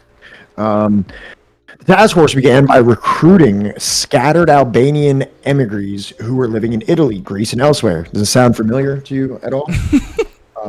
This is pretty much like the Bay of Pigs. Like when I was reading about Guatemala, where they talk about this type of operation being the precursor for the Bay of Pigs, it made it seem like it was the first time they did it. Right. But actually, we can go all the way back to Albania to have this kind of like, disgruntled refugee emigre type thing to like try to get them back in.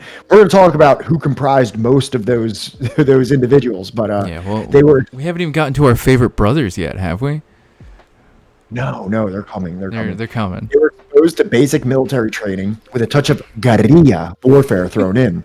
At sites established on the British island of Malta in the Mediterranean and the American occupation zone of West Germany, and to a lesser extent in England itself. Whenever we want to subvert any place, confided Frank Wisner, a.k.a. The Wiz. They talk about this guy a lot in CIA documents. His nickname is The Wiz. The CIA's head of covert operations to Philby. We find that the British own an island within easy reach. I think Frank Wisner may have committed suicide. I just need to check this out real quick. There's a high-level like CIA guy that like couldn't take the heat anymore, and like he committed suicide in 1965. Like he couldn't live. He couldn't live with what he was doing. What assassinating President JFK? Yeah, just doing everything. Right? JFK died in 65, right? Yeah. All right, so then he definitely was in on it. Intermittently, for some 3.5 years, the emigres were sent back into their homeland, slipping up into the mountains of Greece and over the border, parachuting in from planes which had taken off from bases in Western Europe, entering by sea from Italy. American planes and Johnny. American planes and. Oh wait, I'm like not even paying it. Where the fuck? American planes and balloons. Dropped propaganda leaflets and goods as well. With such a scarce supply in Albania's flour, havla, needles, and razor blades, along with a note announcing that they were a gift from the Albanian National Liberation Front. Another instance of the subtle marketing touch that the CIA, born and raised in America, was to bring to so many of its operations. I had to just like put the bold on that real quick because I was like, oh my god. I thought when you said Johnny, I'm like, Garia. No, but like the balloons, right? It looks like we've just been falling behind on balloon warfare. Or you know what? Maybe like there's still some like because like most people right involved in the government are like a billion fucking years old, right? Yeah. So is there the chance that like someone working at like the State Department like saw a balloon and was like, I know what they're doing. We did it first. That balloon's filled with something. Dave, thank you for allowing the term fellatio in chat. It's so funny that it's like, wait, hold on. And then we at Subversive History have specifically we have granted access to the word fellatio. I just like the idea that there's like some fucking like gargoyle fossil like, of a State Department, like, fucking CIA guy going, don't trust the balloons! Don't trust the balloon! The balloon. Hey man, there's some good reason to. Can you go to the Operation Valuable real quick? Just open we don't have to go too deeply into it. I swear to God, if this is about balloons. No, this is what. So look at this map real quick. This is what the chapter was stating. If you look way down there at the bottom, there's the People's Republic of Albania. That's it? And yeah, it's small. And as you can see, like they said before, it is separated from the the mainland of the USSR, and it is separated by Yugoslavia, which is quote unquote renegade, and then to its left you have like a effectively like whatever you want to refer to it as NATO controlled Italy, and then to its south you have Greece, which fought valiantly for the socialist state of Greece, but it was thwarted by repeated British and United States meddling and propping up of Nazis. So what's this shit though? What's this orange shit here? What is that? Poland? What's between Poland New and Germany? satellite state land? What even is that? What's between Poland and Germany? I don't even understand what that's supposed to be. Is there a country between Poland and Germany? I don't believe so. Operation Valuable, also known as the Albanian subversion. Oh, that's East Germany. Would that be East Germany of the time? Oh, it's Russian territory is what Graham is saying. Yeah. Operation Valuable, also known as the Albanian subversion. What is going on in chat that we're talking about Nancy Reagan? We are nowhere near Reagan. What?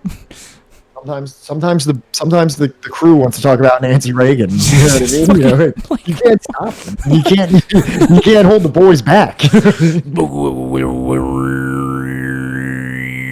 the road goes, Nancy Reagan.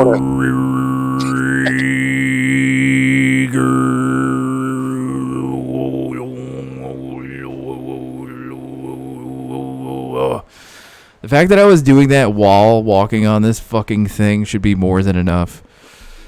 Yeah. The main goal of the operation was to overthrow the government of communist Albania. M16 and the CIA launched a joint subversive operation using Albanian expats as agents. Other anti-communist Albanians and many nationalists worked as agents for Greek and Italian intelligence services. Some supported by the Anglo-American Secret Service. Many of the agents were caught, put on trial, and either shot or condemned to long prison terms at penal labor. So that's just like about like we're gonna go deeper into this, but it's just like there is a full-on like name for this. It's called Operation Valuable. Well, it's Operation Valuable and Operation Fiend. For England, it is Operation Valuable. In the United States, it's known as Operation Fiend. So we'll get more into that shortly. So let's move forward here. You got it. In outline, the plan or the hope was for the guerrillas to make for their old home region and try to stir up anti-Soviet and anti-communist sentiments, eventually leading to uprisings. They were to distribute propaganda through balloons, obtain political, economic, and military information, engage in sabotage, recruit individuals into cells, and supply them with equipment. Later, infusions of men and material would expand these cells into centers of resistance. Cold War conventional wisdom dictated that the masses of Eastern Europe were waiting to be sparked into open rebellion for their freedom. Even if this were the case, the choice of ignition was highly dubious, for the guerrillas included amongst their numbers many who supported a reinstitution of Albanian monarchy in the person of the reactionary King Zog, which reminds me of like StarCraft. Yeah. Men in exile and others who had collaborated with pylons or Nazis during the wartime occupations of Albania. So, this is just textbook Cold War situations. The United States is recruiting literal Nazis, literal monarchists, and anyone who is just claiming anti-communism so that they could arm them, fund them, give them intelligence, and engage in a psychological warfare campaign to hopefully destabilize an entire nation who is recovering from just being absolutely dominated by Nazis, and is finally, embarking on some kind of like campaign of reconstruction and industrialization and socialization. I'm sorry, but like, if I'm like a 1950s like CIA American man and I've got like some Albanian emigre telling me about their King Zog, yeah, I'm just gonna be like, I'm sorry, can you repeat that? Yeah, I'm supposed to take this serious? That's who this is what your king's name is? Zog? What the fuck? What the fuck?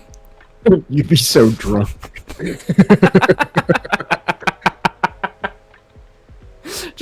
fucking 3 Sheets of the Wind talking to some guy and that can barely speak English. Like, King what? King what? Jesus. So here's just a snippet from the Wikipedia page, since we didn't want to go all the way through it. Operation Valuable. Anti-communist Albanians were recruited in the displaced persons camps in Greece, Italy, and Turkey. The manpower for what British codenamed Valuable Project and the Americans Fiend consisted of 40% from the Bali Combeter, which National Front, which is a fascist collaborationist organization formed during World War II, and 40% from the monarchist movement, known as Legal Titty, and the rest from other Albanian factions. Legal Titty. Yeah. So what is recruited for here in this operation? 40% is Nazis, the National Front, fascist collaborators with the Nazis.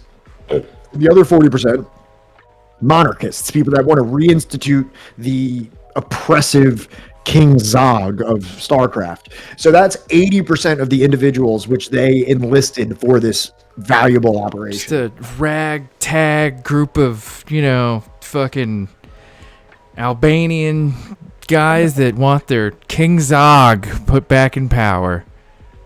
Dave Taraj added permitted term. We're stupid. All right. To be sure, there were those of Republican and Democratic leanings in the various émigré committees as well. But State Department papers, later declassified, reveal that prominent Albanian collaborators played leading roles in the formation of these committees. These were individuals the State Department characterized as having somewhat checkered political backgrounds who might sooner or later occasion embarrassment to this government. They were admitted to the United States over the department's objections because of intelligence considerations. One of the checkered gentlemen was, I'm going to assume, Safar Deva. Fuck me if I'm mispronouncing that. I don't know, man. Minister of Interior during the Italian occupation, who had been responsible for deportations of Jews, communist partisans, and suspicious persons, as captured Nazi report put it, to extermination camps in Poland. So this is the guy. You can open that up real quick. There's just like a quick little. So there's the guy there. He was a Kosovo Albanian politician during World War II, a notable local politician in Kosovo and Axis-occupied Albania. He took charge of German-occupied Mitrovica and worked with the Germans to establish a pro-German Albanian government in Kosovo. Following the capitulation of Italy from the war, he helped from a provisional government under German occupation and set up the Second League of Prizren alongside Albanian nationalists. On February 4th, 1944, police units subordinate to him massacred 86 residents of Tirana, suspected of being anti-fascists. He was later involved in the recruiting of Kosovo Albanians to join the 21st Waffen Mountain Division of the SS Skanderberg. He lost his position as minister with the dissolution of the Albanian government. Go down. After the war, he moved from Italy to Damascus. Can you go down?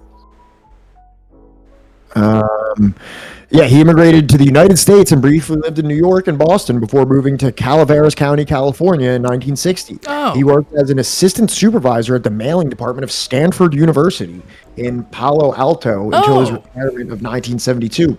During the time, he led Third League of Prizren and played an active role in organizing anti-communist resistance until his death on May 25th, 1978.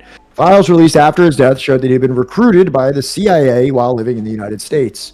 Go down. I think there might be more about his little United States or CIA stuff. Let me see. Go down. I just want to see what involvement he had in, the checkered people.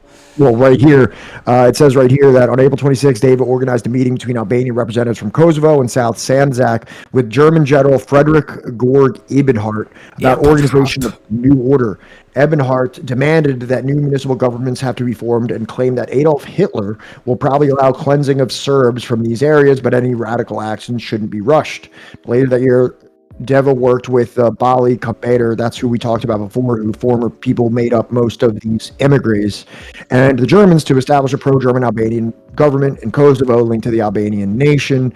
He quickly became the Bali Kampeter's most powerful figure, instructing members to follow a militant interpretation of Islam. What the fuck? The most capable, what the fuck? The most capable Kosovo Albanian politician of the war.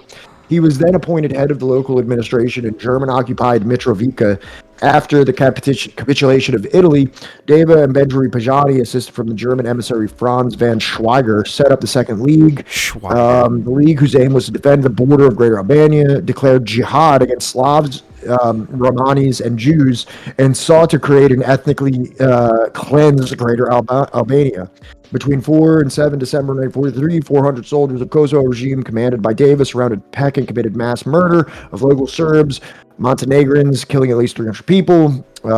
Davis subsequently placed the new firmly established units of Bali Kampeter under the command of the Germans. So this is the kind of guy that just got to retire nicely and work at Stanford. Yeah, right? At the mailroom or something? Are you kidding me? Also, I guess this also gives a little bit of, like, you know, remember how we were talking about how Enver banned, you know, religion and Islam, like, you know, almost specifically?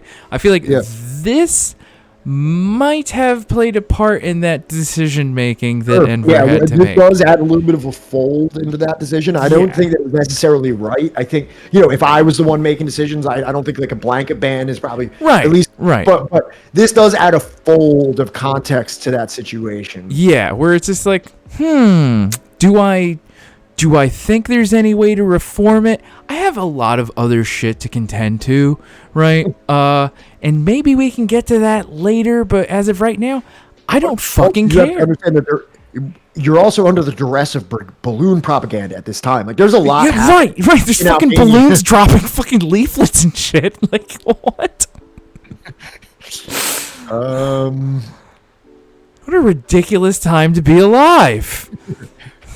Fucking balloon warfare, the Islamic Nazis, like what? Like actual Islamic Nazis, not even like the post 9/11. Like, they're like the no, like they are straight up Nazis, but also like militant jihadists. It's like, what the fuck? Yeah, and it's like this tiny little country. Like, it's like. Yeah, this tiny little country above, or not even above Italy. Where the fuck is Albania on a map again? West, it's to the east of Italy and like north of Greece, and then under Yugoslavia. Right, whatever. Go ahead, you can read this one? All right. In the name of the CIA-funded National Committee for a Free Albania, a powerful underground radio station began broadcasting inside the country, calling for the nation's liberation from the Soviet Union. In early 1951, several reports came out of Albania of open organized resistance and uprisings. To what extent these happenings were a consequence of the Western infiltration and agitation is impossible to determine. Overall, the campaign had little to show for its efforts. It was hounded throughout by logistical foul-ups and the grim reality that the masses of Albanians greeted the emigres as something less than liberators, either from fear of the harsh Hoxha regime or because they supported the social changes taking place more than they trusted what the emigres had to offer. You know, some asshole just showing up in the middle of the night being like, oh, we hate this new socialist government, right? It's like, we love King Zog, right? We're going to bring back King Zog or some other fascist government. You know who I miss? I miss King Zog, you know? Anybody else miss? You're not saying I would do anything about it, you know, just... Yeah, you know, just saying, I mean, do you ever think about him? You ever just, like... Think about King Zog. It's funny. I mean, yeah. They talk about it like Trump or something like that. They're like, I didn't like him, but he was funny. He was funny. You gotta admit, right? He was entertaining, right? Yeah. Fucking like, you know. Meanwhile, it's just like, no, I kind of enjoy eating more. I kind of like the fact that like I don't ever have to worry. Like, am I gonna have enough wheat to make whatever you make with wheat? Yeah. Click that Free Albania National Committee. So this here, this is was a political organization in post-World War II Albanian emigres based in the Western countries. It was supported by the CIA as part of the Albanian subversion and was a member of the National Committee for a Free Europe. The committee's aim was organizing the Albanian diaspora and cooperating with Western powers in overthrowing Enver Hoxha's communist regime in Albania. The committee creation was initiated in Rome and was completed in Paris in the summer of 1949. You know, whenever you see this, you know some sketchy shit is about to go down. Yeah, that kind of looks like the Albanian emblem of the flag of the People's Republic. Anyway. I don't care. It was still sketchy. Okay, yeah, I agree. So go down just a little bit more. Go down just a little bit more. Okay. To the creation? No, you can keep going. Okay. Nah. Okay, here we are. The committee moved its... okay, go to CIA involvement. That's what there we go. Recently, 2013, CIA documents became public, which showed the CIA sponsorship and deep involvement in the committee's creation activities. That's it. Okay, go up. You know, it has to be this part then. Go up. Okay.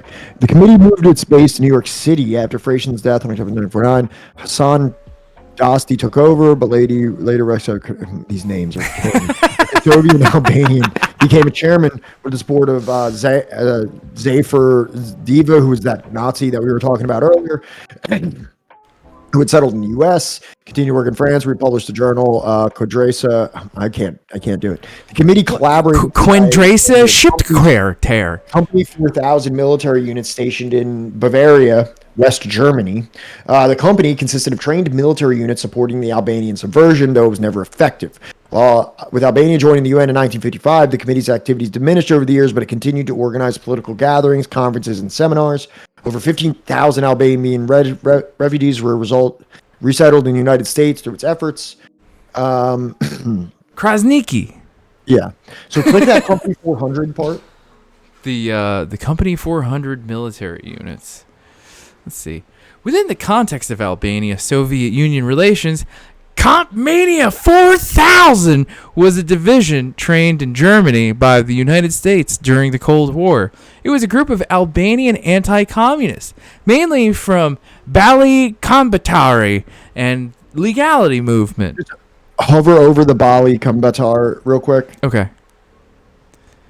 Okay, it was the Albanian Nationalist Collaborationist Anti-Communist Resistance Movement. So the movement was formed by members of the landowning elite, liberal nationalists, and opposed to communism. So we just need to, and just in case I think that's enough context. I think there's no non-affiliated Nazi. Like you just have to be like affiliated with either Nazis or monarchists or the wealthy. There's no different strain of the anti-communist forces. So is it the Bali Kombëtar or is it the Bali Kombëtar?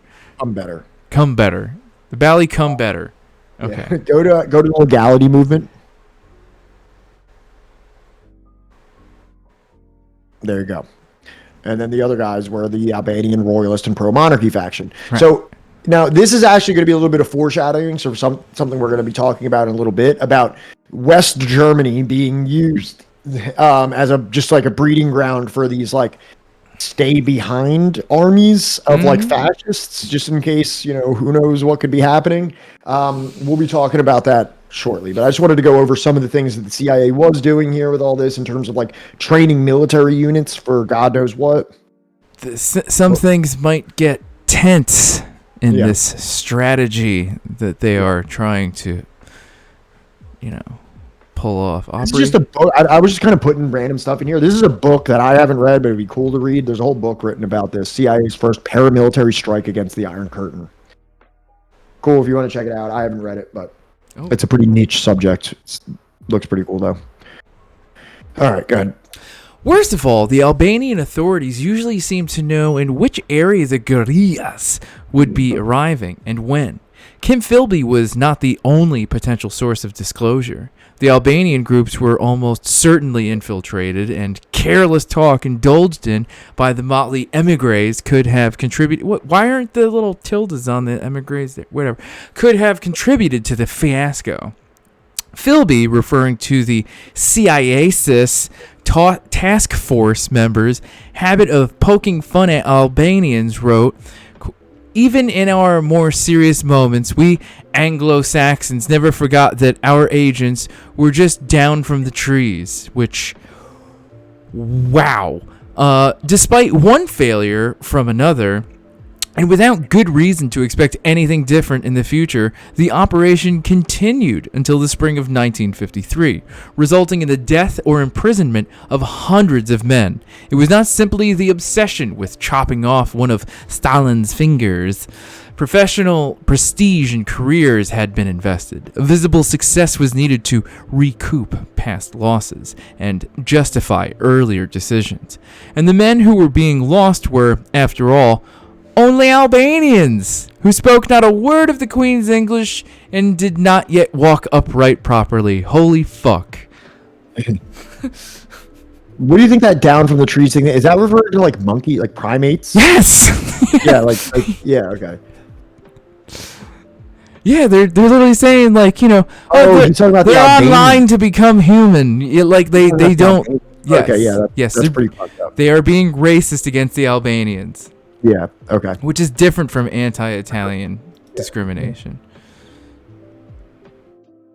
Here's actually just like a CIA document. It's kind of hard to see, sorry. The purpose of this plan is to indicate the manner in which the principles, missions, and objectives of CIA OPC are achieved in Albania, in relation both to the Cold War and to general war. B, Part 2 covers Cold War activities. C, Part 3, the initial version of which has already been submitted, covers the so-called transitional period consisting of the first 90 days of following the outbreak of general war. Part 3 be revised every 90 days. Part 4 covers general wartime activities. E, Part 5 is to consist of administrative and logistical matters. Go forward. I'm sorry, I'm fucking brain broken at this point. Go ahead, no, just go B, priority tasks to be accomplished include efforts. 1, to utilize all means of psychological warfare to bolster the morale of the Albanian people and to give them a sense of direct participation in a dynamic resistance movement supported by the West. The West.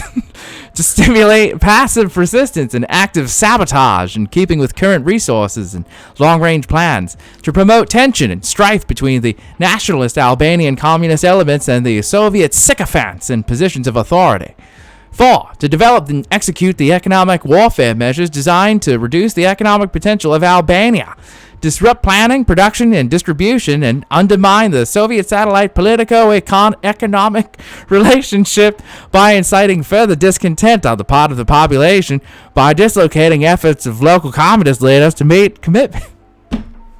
So this is like, you know, just explicit CIA documents saying that they're engaging in all-out psychological warfare as well as economic warfare. So this is kind of like reminds you of like, you know, when Nixon said, "I want you to make the economy scream." Make the economy scream. Yeah, exactly. So an early acknowledgement of that if you fuck up the economy, if you make people's material conditions worse, you make them suffer, they're more likely to turn on their government. But they seem to be doing a decent job of that naturally, so we artificially need to be disrupting those materials. Whizbiz, we are not on Iran. I'm not sure yet, but this is 1948 to 1953, I believe. Yeah. That's why I always try and write it in the little thingy going up here, but it's too much, too much going on. I'm not doing the Mid-Atlantic thing for this whole fucking thing. Okay, good. That's fine. Anti-Soviet cite facts and exemplify how communist regime is responsible for 1, debasing the Albanian economy, such as the drain on food supplies by the army. This is the propaganda that they're hoping to disseminate. I don't know if I made that clear in this. That this is the topics that they're like, this is what we want to make people believe. We need to fabricate these. Yeah. By any means necessary, get those barely human Albanians to believe that their communism is debasing the Albanian economy. Yeah. Disrupting relations with neighbors, making Albania the pawn of USSR power interests, because, Albania, they're just simping for, the USSR. Instituting terror against simple Albanians, those simple, primitive... Nazi... Albanians, setting father against son. Who is writing this shit? 6. The ruin of the peasants through some drunk, some fucking drunk, some alcoholic, and fucking angry. I miss my dad. I wish I could just call him, write him a letter. The ruin of the peasants through doctrinaire communist policies. Isn't that, you're just repeating the first one. Converting Albania into a base of military operations against the nations traditionally friendly to Albania, and thus ensuring Albania's destruction in the event of a war. I don't know what Albanian relations were like, with like Yugoslavia or Greece, but I have a feeling like, it's tiny enough. I feel like they would have invaded them during the war, The relationship between them and who? And their neighbors, the Albanian neighbors of what it was like Greece and Yugoslavia, right? Well, there were problems, I believe. There was territorial claims that were going on throughout all of this. There was like territories of Albania that like Greece was claiming, and there were a lot of like issues about this situation that was going on at that time that stoked a lot of issues between Greece and Yugoslavia and Albania. WizBiz is getting some crazy ads. What are you looking at on the internet that they're recommending you an ad for salmon? Anti-collaborator characterized Soviet Albanian collaborators as weak little men, weak little sickly shrimpy boy men. I don't know why I found that was just humorous that I highlighted it. Just like make them feel like weak little men. Like, you're an anti-collaborator. Oh, you're a Soviet Albanian. You're so you little cute little like tiny little weak little Albanian man. You're fucking Soviet. You got a bunch of X's and weird consonants and places. Yeah, I just like how childish like the bullying from the CIA is. Sounds pretty soy to me. Selling out their country's welfare. I mean, did they even have like a welfare to like speak of before communism? Yeah. Plotting against the freedom of action of true patriots. This is the Nazis and the Royalists. This is just reminding me of like Iraq, weakening the courage of the populace, enriching themselves, confidence in the National Committee of All Free Albania. This just reminds me of like, this person likely has no idea where Albania is on a map, knows nothing about Albanian culture, and is just like, here you go. Here's the plan.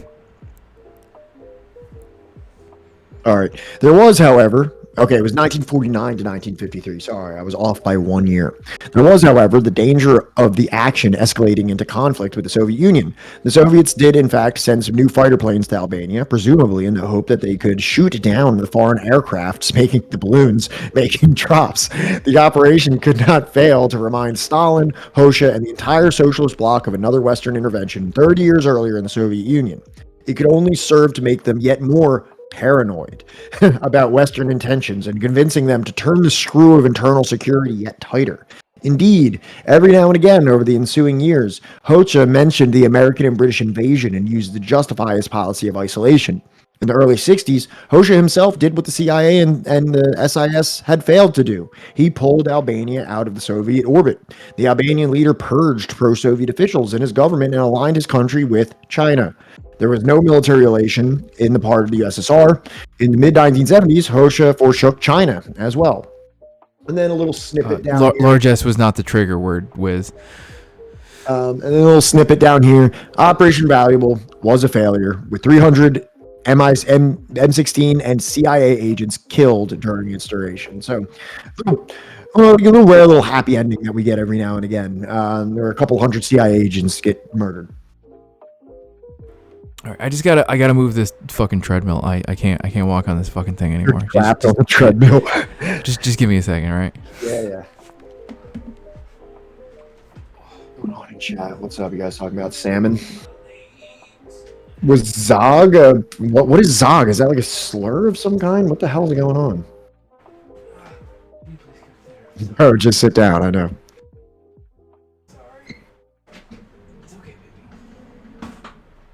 So that's the end of the little Albanian snippet. Pretty interesting. A lot of stuff going on, like very early. You think you know the earliest endeavors of the CIA, and then you just get smacked with a new one. And they continue to just kind of pull the same tricks out of the same bag, using fascists to fascist immigrants to immigrants. Yeah, I googled real quick what dog means, and it's not it's a white supremacist acronym for Zionist occupied government. So it's like, it's just like open to interpretation enough that me allowing it better not bite us in the ass. Well, we'll just ban it again if somebody actually starts coming in and doing that. If they're not referring to King Zog or StarCraft. Yeah. Hey, Wilco. What's up, Wilco? Thanks for being here. Hope that, the candle factory, was good today. Candle sales are up.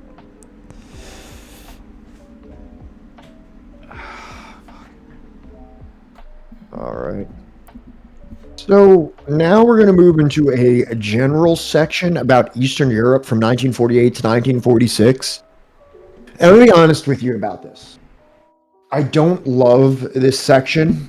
We'll get into why in a second, but first of all, we're going to be talking about a lot of like really confusing relationships between like members of certain government but acting as double agents. So I'm going to do my best to hold your hand through it, but I've also had my fair share of it's a lot to kind of take in. So let's do our best here and just dive right in. Joseph Swiatlo. Are there any Polish people in chat? Yeah, how the fuck do you pronounce this shit? Speak up. I'm mostly in a microbiology lab managing shit, but we do have a candle market on Saturday. Okay, all right. I'm sorry. I wasn't aware of the microbiology, side hustle. All right. Joseph Swiatlo surfaced at a press conference in Washington on 28 September 1954. Swiatlo was a Pole. He had been a very important one, high up in the Ministry of Public Security, the secret police. The story went that he had defected in West Berlin the previous December while on a shopping trip, and now the State Department was presenting him to the world to clear up the mystery of the Fields, the American citizens who had disappeared in 1949. Swiatlo revealed that Noel Field and his wife, Herta, had been arrested in Hungary, and that brother Herman Field had suffered the same fate in Poland at the hands of Swiatlo himself, all in connection with the trial of leading Hungarian communist. Of a leading Hungarian communist. The State Department had already dispatched strong letters to the government of Hungary and Poland. Okay, so let's go to the link here, just this first gentleman. Okay. Here's Joseph. He was a high-ranking official in the Ministry of Public Security of Poland. This was, communist Poland, post-World War II, who served as deputy director of the 10th Department run by Anatol Fejin, known for supervising the torture of political prisoners. He was nicknamed the Butcher by the detainees. Oh, that's great. After the 1953 death of Joseph Stalin and arrest of Lavrentiy Beria, Swiatlo traveled to East Germany on official business while on Berlin subway with Fejin passing through West Berlin on December 5th, 1953. He slipped away and defected to the West. Afterwards, he worked for the American Central Intelligence Agency and Radio Free Europe. Swiatlo's written and broadcast denunciations shook the Polish United Workers' Party. This ultimately contributed to the post-Stalinist reforms of the Polish security apparatus and to Poland's political liberalization in the socialist Polish October Revolution. So here is a person who was part of the secret police of socialist Poland, who then defected to the West, and also he had a reputation of being a pretty nasty guy as the Butcher, and was pretty harsh and torturous to his detainees. Then he defected to the West and became a talking head for the CIA and Radio Free Europe, who they just wrung him dry for every piece of propaganda they could possibly stick his face on. All his exposés of things that were happening in Poland or on the Eastern Bloc, about all the nasty things that they were doing, they could then weaponize that as propaganda. So then that comes into that's all right. We can move on. Okay. Where this all starts to intersect in an even more complicated way is Noel Fields, who we'll get to in a moment. Can you just read this while I hit the bathroom? Yeah. There is a more expanded and more sinister version of Joseph Swietlow's story. This story has Swiatlow seeking to defect to the British in Warsaw back in 1948, at a time when he was already in his high security position.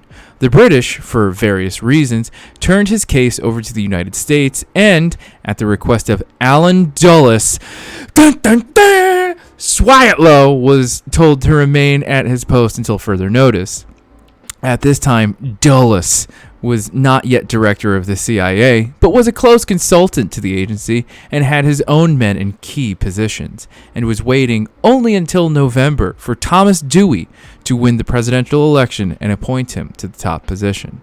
Harry Truman's surprising re-election postponed this for 4 years, but Dulles did become deputy director in 1951.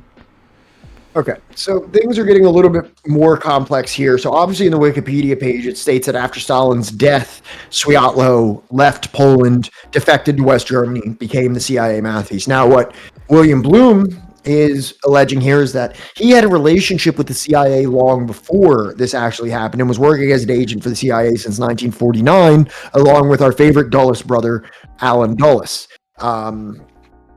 So this is what's being put out here. Let's move forward, so just keep that in mind. All right, so now we're going to bring in Noel Field. This is a very interesting character.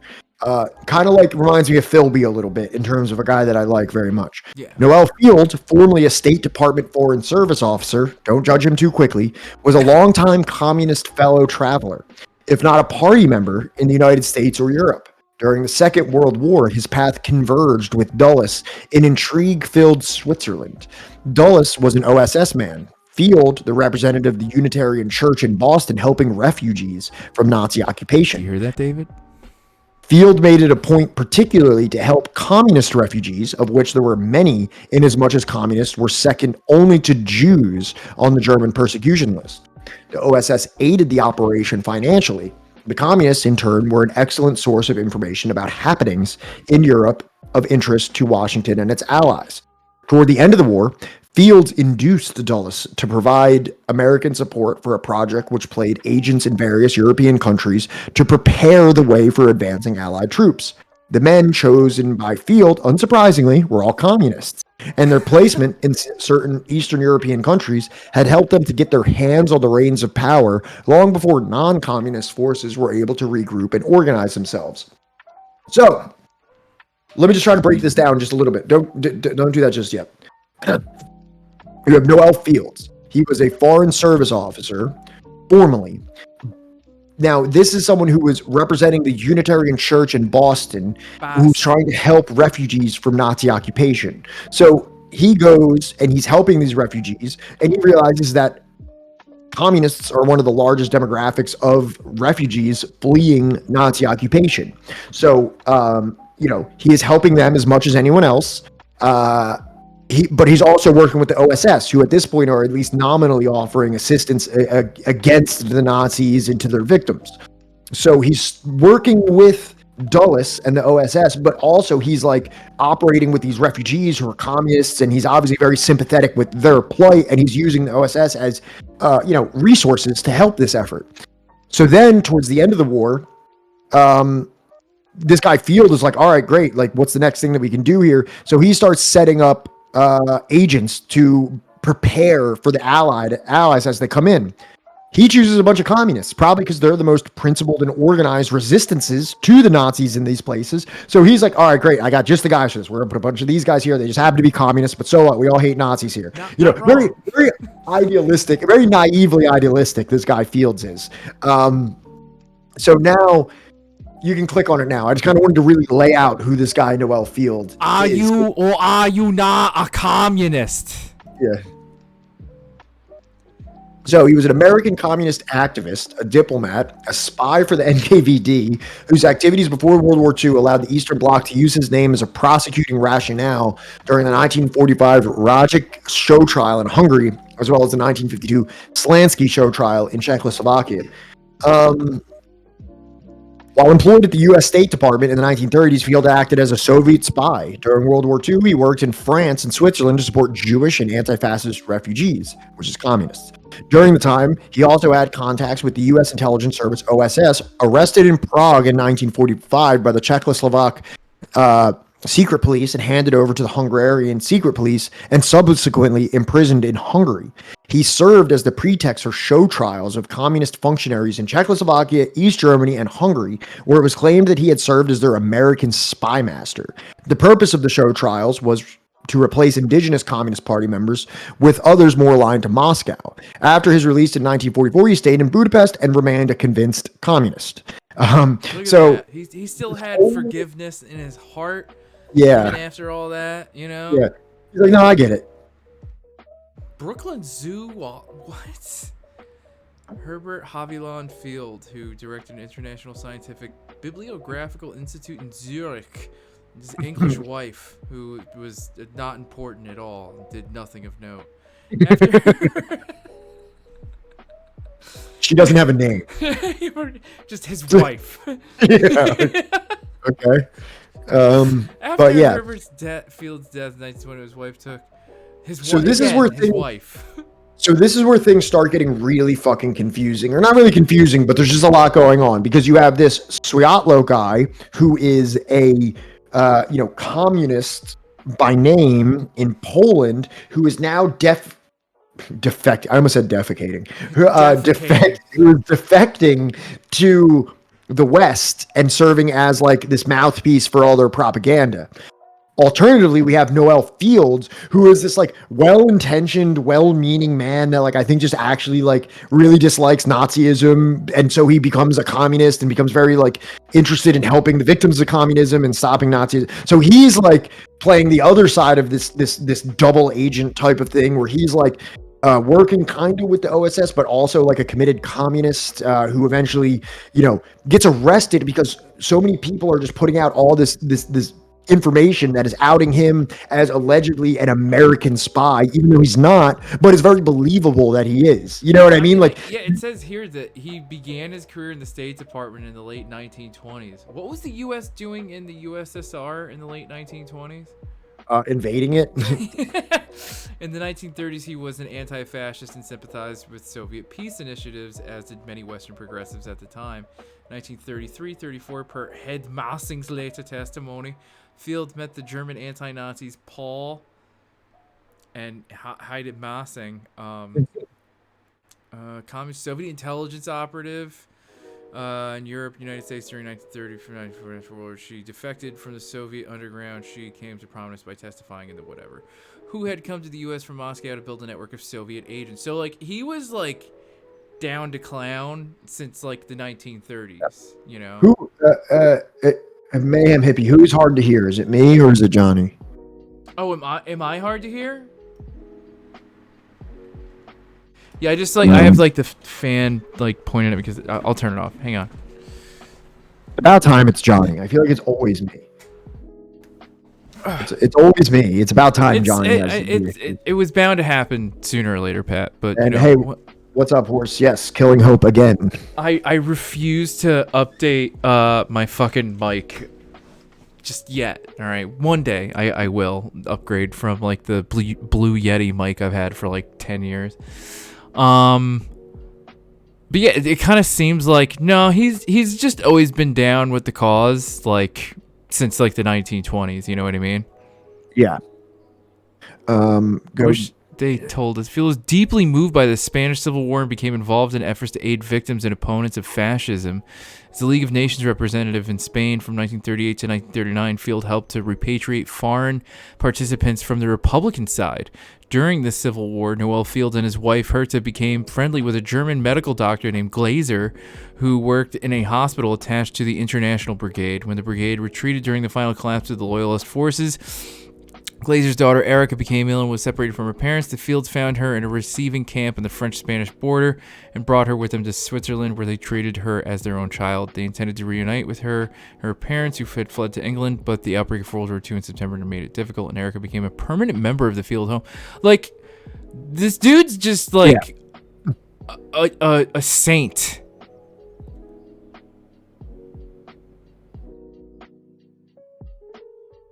He gets imprisoned in Hungary, and he's like, all right, you know. It happens, you know. I understand. Wow. Okay. All right. I don't want to get like too bogged down in this, but I think that well, we're gonna get way more into it in the slides. We're gonna get way more into Noel Field. So just to kind of understand that dynamic that we have swirling around here. So let's go forward. Is this me? Yeah. Okay. In 1949, when Field visited Poland, he was regarded with grave suspicion by Polish authorities. Makes sense. He was seen to have worked during the war in a position which could have easily been a front for Western espionage. A position which brought him into regular contact with senior Communist Party members. And he had, after all, worked closely with Allen Dulles, famous already as a spy master, and brother of John Foster Dulles, prominent in Washington official circles and already making his calls for the liberation of the Soviet bloc nations. At the time of Field's arrival in Poland, Joseph Swiatlo was looking to implicate Jacob Berman, a high party and state official whom Swiatlo was suspicious of and detested. It was his failure to convince the Polish president to act against Berman that reportedly drove Swiatlo to try and defect the year before. When Noel Field wrote to Berman asking his help in obtaining a job in Eastern Europe, Swiatlo learned of the letter and saw his chance to nail Berman.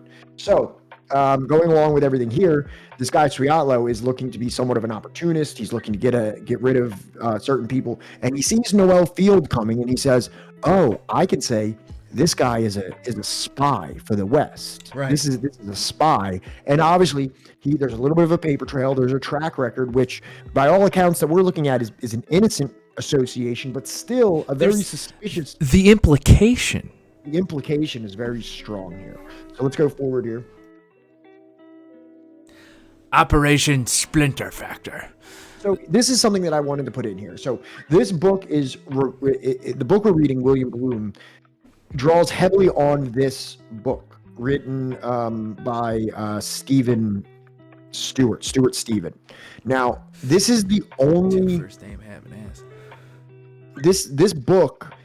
I can't find any CIA classified documentation that talks about Operation Splinter Factor. And what I have here is the footnote from William Blum. So what William Blum says of this book, the story of Operation Splinter Factor comes from the book of the same name by Stuart Stephen, published in London in 1974. Stephen, a veteran British journalist and editor of The Mail and Sunday, provides much greater detail than the short summary appearing here. He presents a strong case, and one has to read the entire book to appreciate this. Nonetheless, his central thesis remains undocumented. Stephen states that this thesis, that Allen Dulles was instigating Joseph Swiatlo to use Noel Field in the manner described, comes from the personal interviews with former members of the CIA, the SIS, and other people involved in the conspiracy who insisted on remaining anonymous. So, I mean, this is something that exists in this book, but there's a lot of declassified CIA documents. I couldn't find anything. There's not even a Wikipedia page for Operation Splinter Factor. So this gives me a little bit of a moment of pause here in this whole thing, to be honest, because I would really like to reinforce this more than this book, which is undocumented and comes off of anonymous sources. I wanted to share that with all of you because I want you to know where I'm coming from with this information, and I'm not just like blindly regurgitating things from the book. So just keep that in mind. It might be true. There's a lot of other things surrounding this situation that are relevant enough, but the specific situation is a little bit unconfirmed. Given everything else we know about the Dulles brothers' behavior, they do seem to be petty bitches. Oh, they're detestable, unconscionable demons of people. Right. So I kind of don't really put it past them to be like, You know, I wouldn't need you put to, anything past yeah. it, but did it actually happen or not? We Right, don't know. right, And right. The CIA has, declassified a lot of shit, and it's pretty easy to find. Like so that last one, Operation Fiend, I was able Yeah. to find classified documents that corroborated everything. It was all there. Well, Sinchal, here's the thing: is that we at Subversive Pat prides himself on making sure that everything that that beyond our opinions on things, that everything that we read and everything that we tell you, right, is as factual and materially based as much as we possibly can. One of us will always tell you the truth, the other one will always lie to you, and I'm not going to tell you which, but it's not me. So due diligence. But first, Noel Field had to be established as an American spy. Given the circumstantial evidence pointing in that direction, that would not be too difficult for a man of Swiatlow's high position and low character. Of course, if Field really was working with U.S. intelligence, Swiatlow couldn't very well be exposing him, since the Polish security officer was now himself an American agent. Accordingly, he sent his first message to the CIA describing his plan about Berman and Field and the harm it could do to the Communist Party in Poland. He concluded with, "Any objections?" And smiley face, smirking face,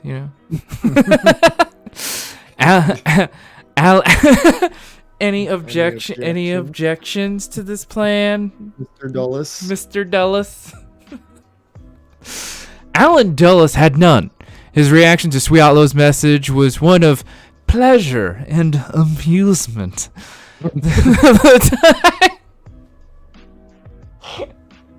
The time had come to...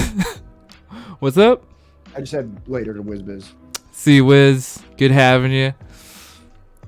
Fucking Alan Dulles had none.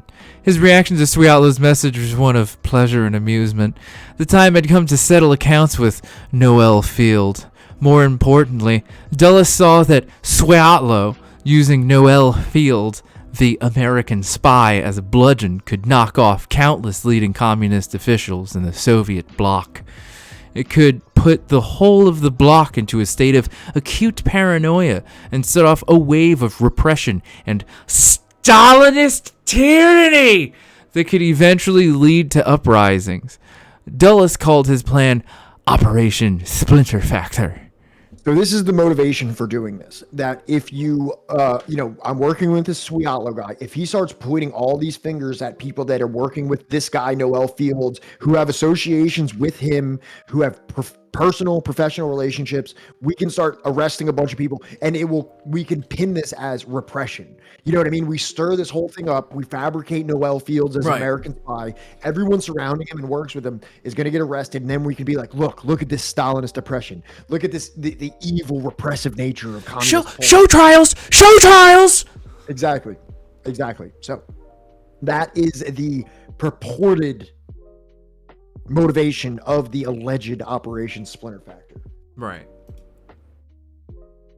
Thus, it was that Joseph Swiatlow was directed to find spies everywhere in Eastern Europe. He would uncover American plots and British plots, Trotskyist conspiracies, and Titoist conspiracies. He would report to Soviet secret police chief Lavrenti Beria himself. At the center of the vast network was a man named Noel Haviland Field. Field was arrested and wound up in prison in Hungary, as did his wife Herta when she came looking for him. And when his brother Herman Field sought to track down the two of them, he met the same fate in Poland. Swiatlow was in a unique position to carry out Operation Splinter Factor. Not only did he have the authority and command, he had the files on countless Communist Party members in the bloc countries. Any connection they had with Noel Field, anything that Field had done, could be interpreted to show the hand of American intelligence, or an act of real potential subversion of the socialist states. The Soviets and Stalin himself were extremely interested in the Fieldists. Noel Field had known almost everyone who was anyone in the Soviet bloc. So this guy was, real popular for like the things that he was doing, and he had very good intentions with a lot of the things that he was doing. So he had all these connections with all these high-ranking people in the Soviet bloc. But then once Swiatlo pulls this rug and fabricates him as an American spy, now everyone that's within reach of him is being looked at in a very suspicious way. So this is the devious plot that is being hatched by Dulles and Swiatlo. Many of the victims of Swiatlo's purges were people who had spent the war years in the West rather than in the Soviet Union, and thus had crossed Field's path. These were people who tended to be more nationalist communists, who wanted to put greater distance between their countries and the Soviet Union, as Tito had done in Yugoslavia, and who favored a more liberal regime at home. Dulles brushed aside the argument that these were people to be supported, not eliminated. He felt that they were potentially the more dangerous to the West, because if their form of communism were allowed to gain a foothold in Eastern Europe, then communism might become respectable and accepted, particularly with Italy and France threatening to vote communists into power. Communism had to be shown at its worst.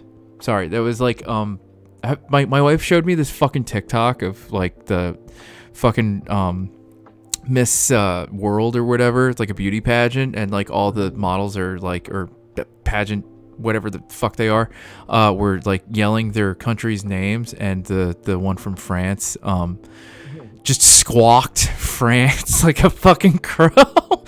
France! And now whenever I read France, that's the only way I can read it in my head.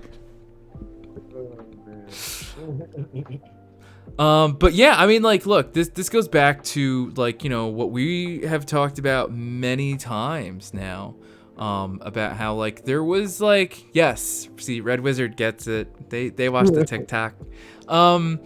Fucking that, like, it wasn't purely just like paranoia. You had people instilling a sense of paranoia in these countries in the post-war period, especially.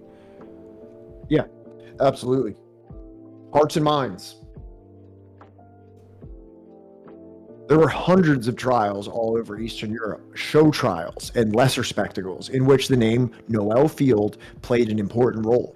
What Operation Splinter Factor began soon took on a life of its own. Following the arrest of a highly placed person, others fell under suspicion because they knew him or had been appointed by him, or any other connection to an arrested person might serve to implicate some unlucky soul.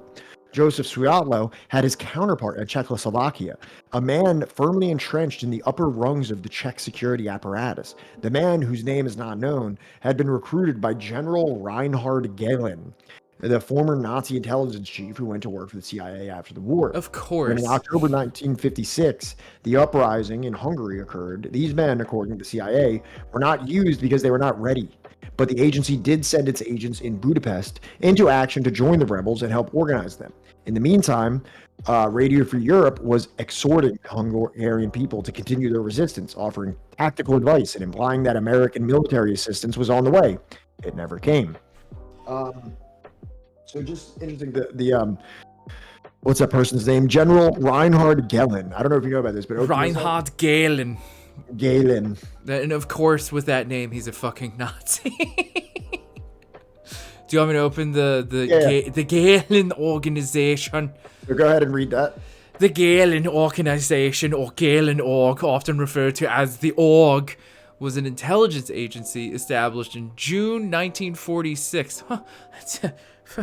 That's a year after a certain thing happened, by U.S. occupation authorities in the United States zone of post-war occupied Germany, and consisted of former members of the 12th Department of the German Army General Staff, Foreign Armies East, or FHO.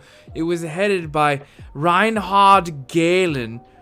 I feel like we've talked about this guy. Because his name is purple, who had previously been a Wehrmacht major general and head of the Nazi German military intelligence in the Eastern Front during World War II. The agency was a precursor to the Bundesnachrichtendienst, Tendienst, or Federal Intelligence Service, which was formed in 1956. The Bundenachtenrentendienst. Mostly Dan nailed it. After World War II, Reinhard Gehlen acted under the tutelage of U.S. Army G2 intelligence. He wished to establish an association with the CIA in 1947. In an alliance with the CIA, the military orientation of the organization turned increasingly toward political, economic, and technical espionage against the Eastern Bloc, and the moniker Kulak became synonymous with Secret Service intrigues. The what? The moniker what? Kulak? What? Sounds suspiciously close to a another term. I didn't say that though. You didn't. So yeah, just showing this. This is another individual that is like creating like this CIA-backed, organized, Nazi-staffed intelligence organization in Western Germany, which we'll get more into in just a moment. Yeah, this next. Did you read this part? No, what's it say? According to one report, the org was for many years the only eyes and ears of the CIA on the ground in the Soviet bloc nations during the Cold War. The CIA kept close tabs on the Gehlen group. The org supplied the manpower while the CIA supplied the material needs for clandestine operations, including funding cars and airplanes. So it kind of German POW returned from Soviet captivity to West Germany between 47 and 55 was interviewed by org agents. Those attorneys who were forced to work in Soviet industries and construction, who were willing to participate, represented an incomparable source of information, a post-war up-to-date picture of the Soviet Union as it evolved. Yeah, so it kind of seems like the CIA had like a lot more than just like a couple Nazis, not just a couple like, you know, what's the word, like high up guys, you know, working for them, making rockets and shit. Kind of seems like, you know, if they're the only eyes and ears of the CIA in the ground in the Soviet bloc nations, it sounds like they have like a vast network of Nazis. Right. Okay. Let's move forward here.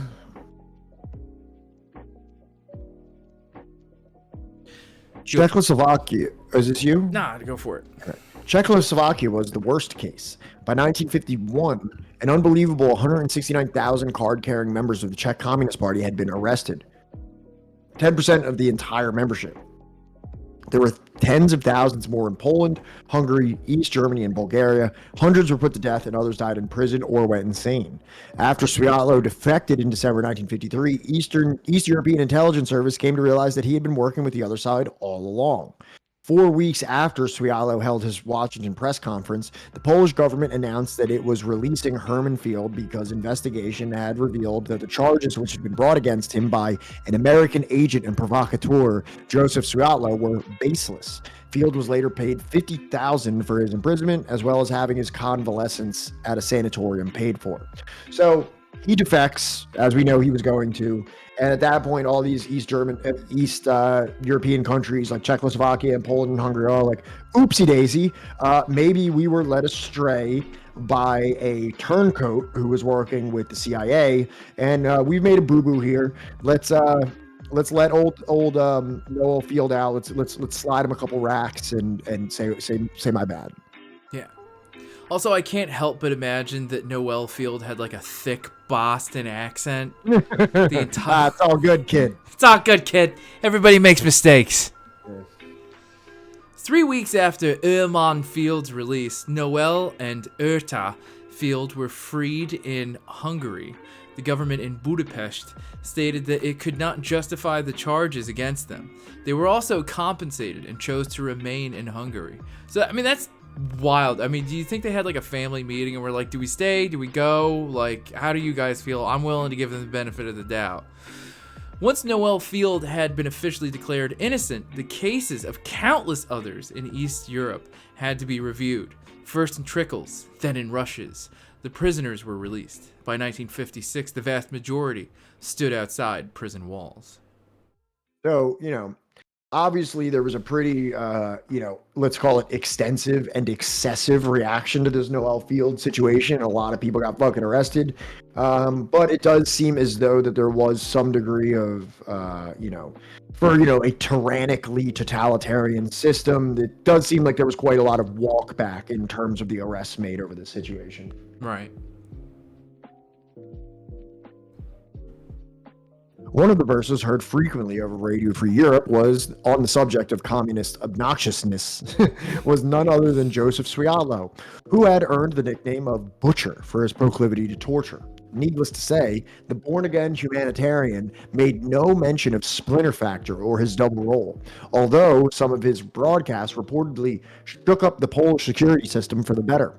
Anyway, the U.S. could stir up trouble and nuisance, supporting opposition groups in Romania, setting up an underground radio station in Bulgaria, dropping propaganda from balloons, Czechoslovakia, and Poland. On one day in August 1951 alone, 11,000 balloons carrying 13 million leaf. 11,000 balloons! Stopping people as well, 4 American airmen, presumably intelligence operatives, landing in Hungary. Could you imagine seeing 11,000 balloons descending upon... The sun is blotted out of the sky by the visage of 11,000 balloons in the air. Oh, man. We all thought the balloons were innocent. We laughed. We laughed when they said that the balloons were dangerous. Here's a thing. You can just read, like, the first paragraph if you want. Paris, January 23rd. The Soviet Union told United States delegate today that by paying a $120,000 fine for 4 United States airmen who landed in Hungary in November, the United States had conceded that the flyers were spies. Yeah.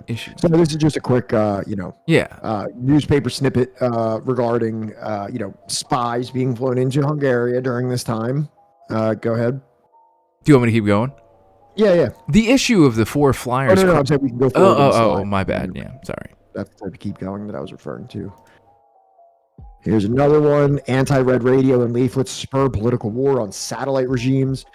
April 8th, operational political warfare against the puppet regimes in the Soviet satellite states has now started, presumably by organizations within the Western Allied countries. Leaflets have been scattered over Bulgaria and Albania. Special underground radio stations apparently are being erected to encourage opposition elements and coordinate their anti-Soviet activities. And then down at the bottom it says that there's leaflets being scattered from aircrafts, maybe balloons.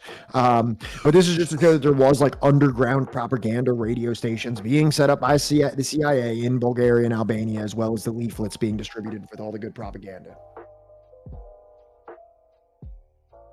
In 1955, Eastern Europeans could be found at Fort Bragg, North Carolina, training with the Green Berets, learning guerrilla warfare tactics, hopefully to be used in their native lands.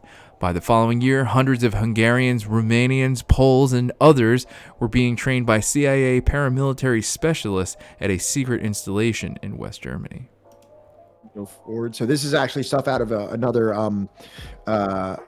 newspaper article. U.S. develops a corps of liberation fighters. Green Berets highlight the uniform of these troopers of the Special Forces Group.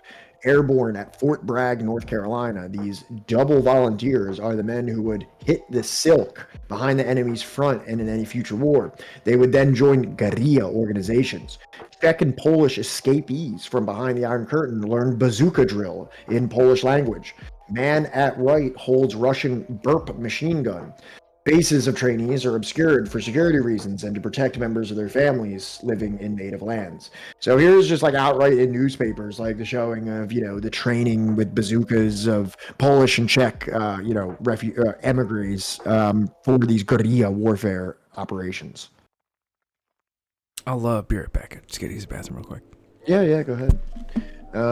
So within a period of 30 years, we're just starting the next chapter now. So this is the last section we're going to go over today. This is Germany. Now we're specifically talking about what happened in Germany. First, we talked about Albania.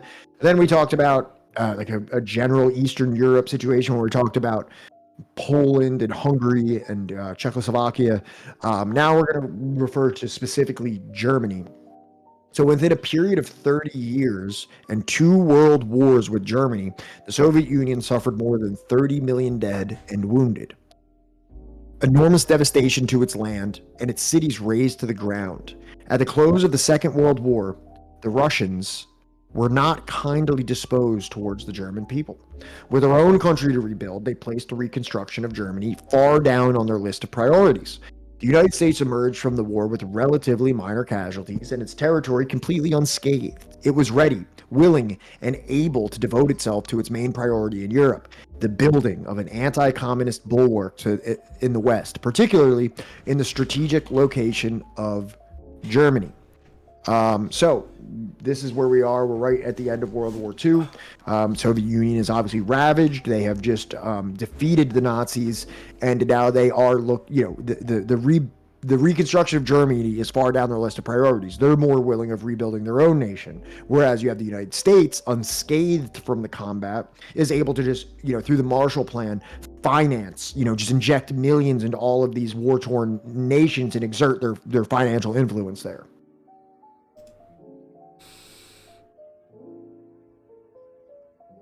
In 1945, former Secretary of State Dean Acheson, why does that name sound so familiar, has written official American policy was explicitly to bring home the Germans that they could not escape the suffering they had brought upon themselves, and to control the German economy to prevent any higher standard of living than in neighboring nations. From the outset, Acheson added, U.S. officials in Germany believed this plan to be unworkable.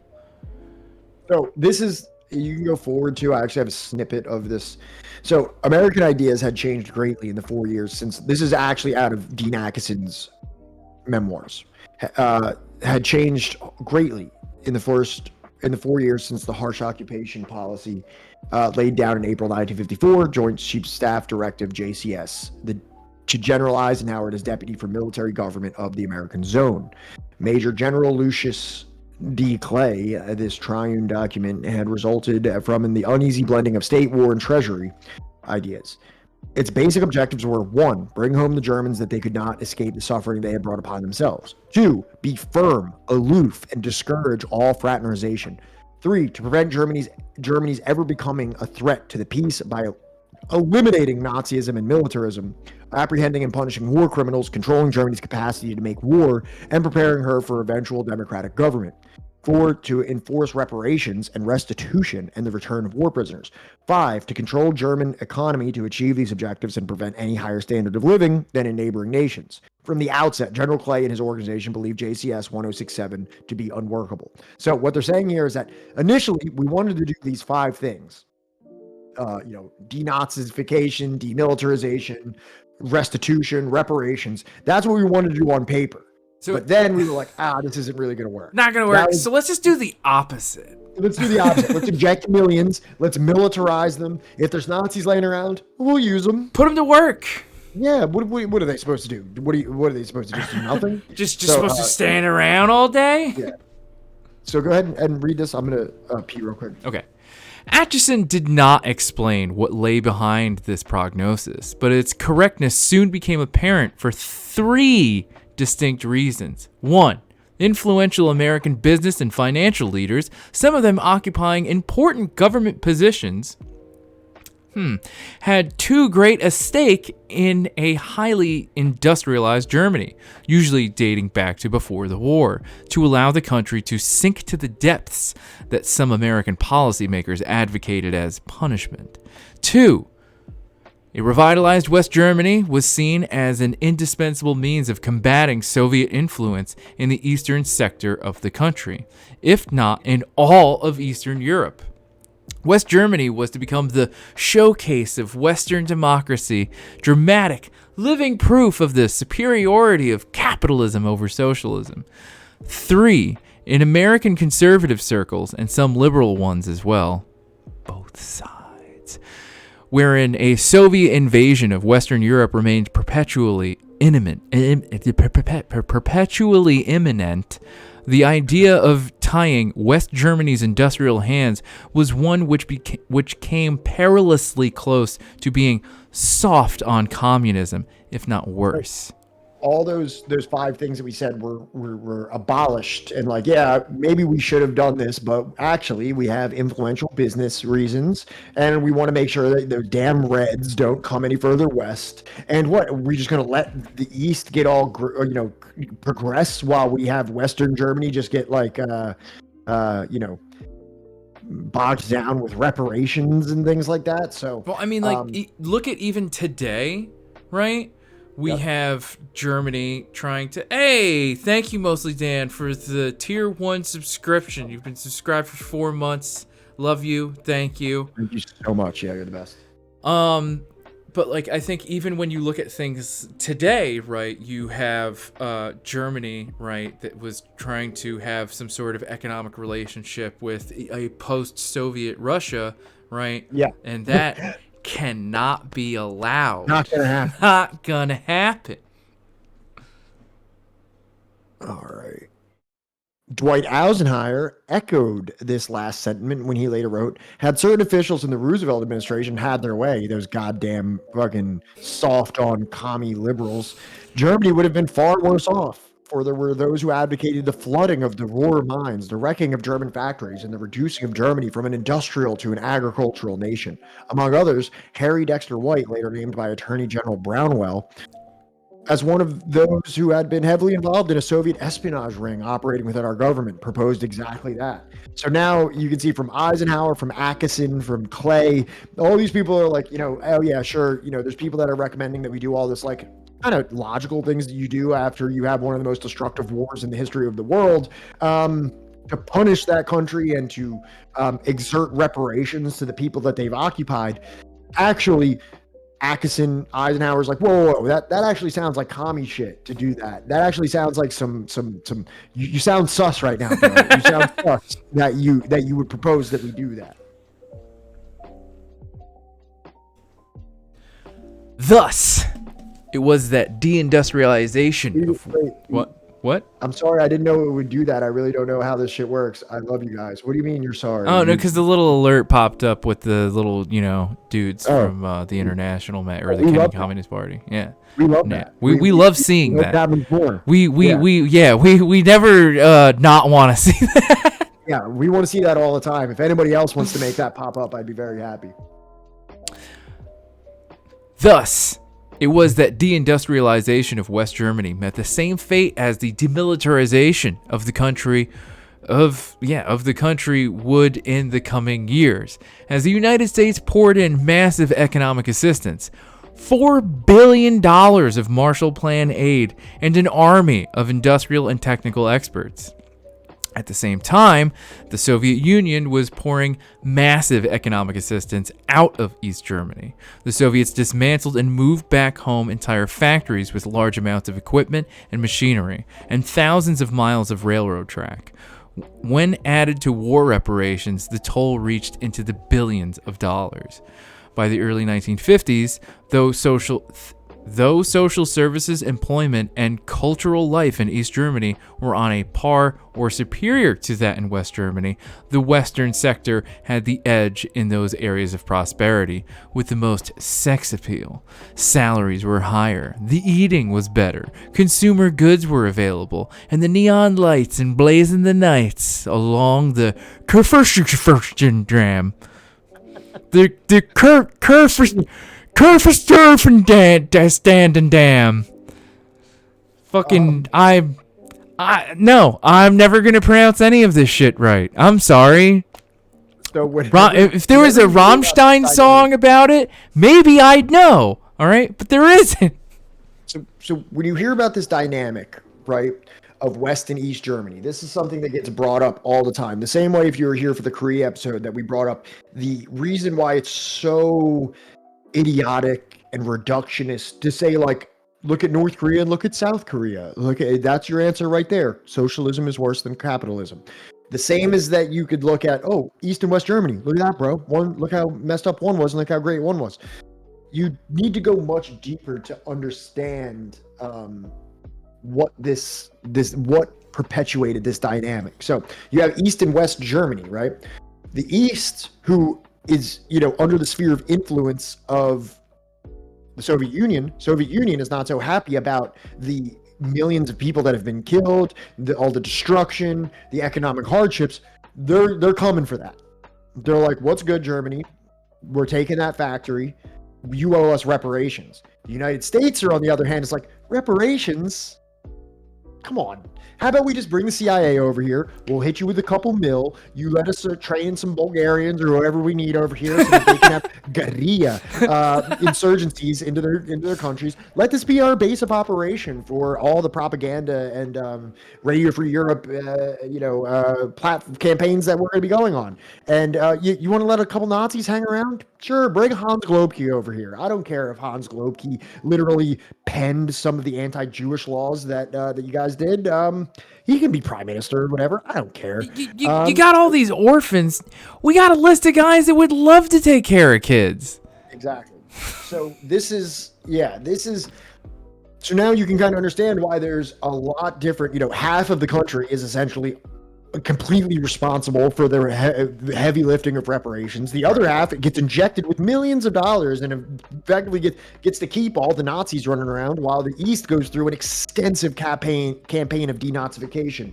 I know David is already talking about this, but if you go into our Discord, there's a copy of Stasi State or Socialist Paradise PDF version. If anyone wants to read that, this dynamic is it's just a great book. It's a really short book, like less than 200 pages, that really goes into the details of the East German situation. Really good book if you want to know more about that dynamic. So I haven't personally read it, but I have, friends that have read it. But it's like Why Women Have Better Sex Under Socialism. And I think, what's her name? Kristen Godsey talks a lot about like East Germany.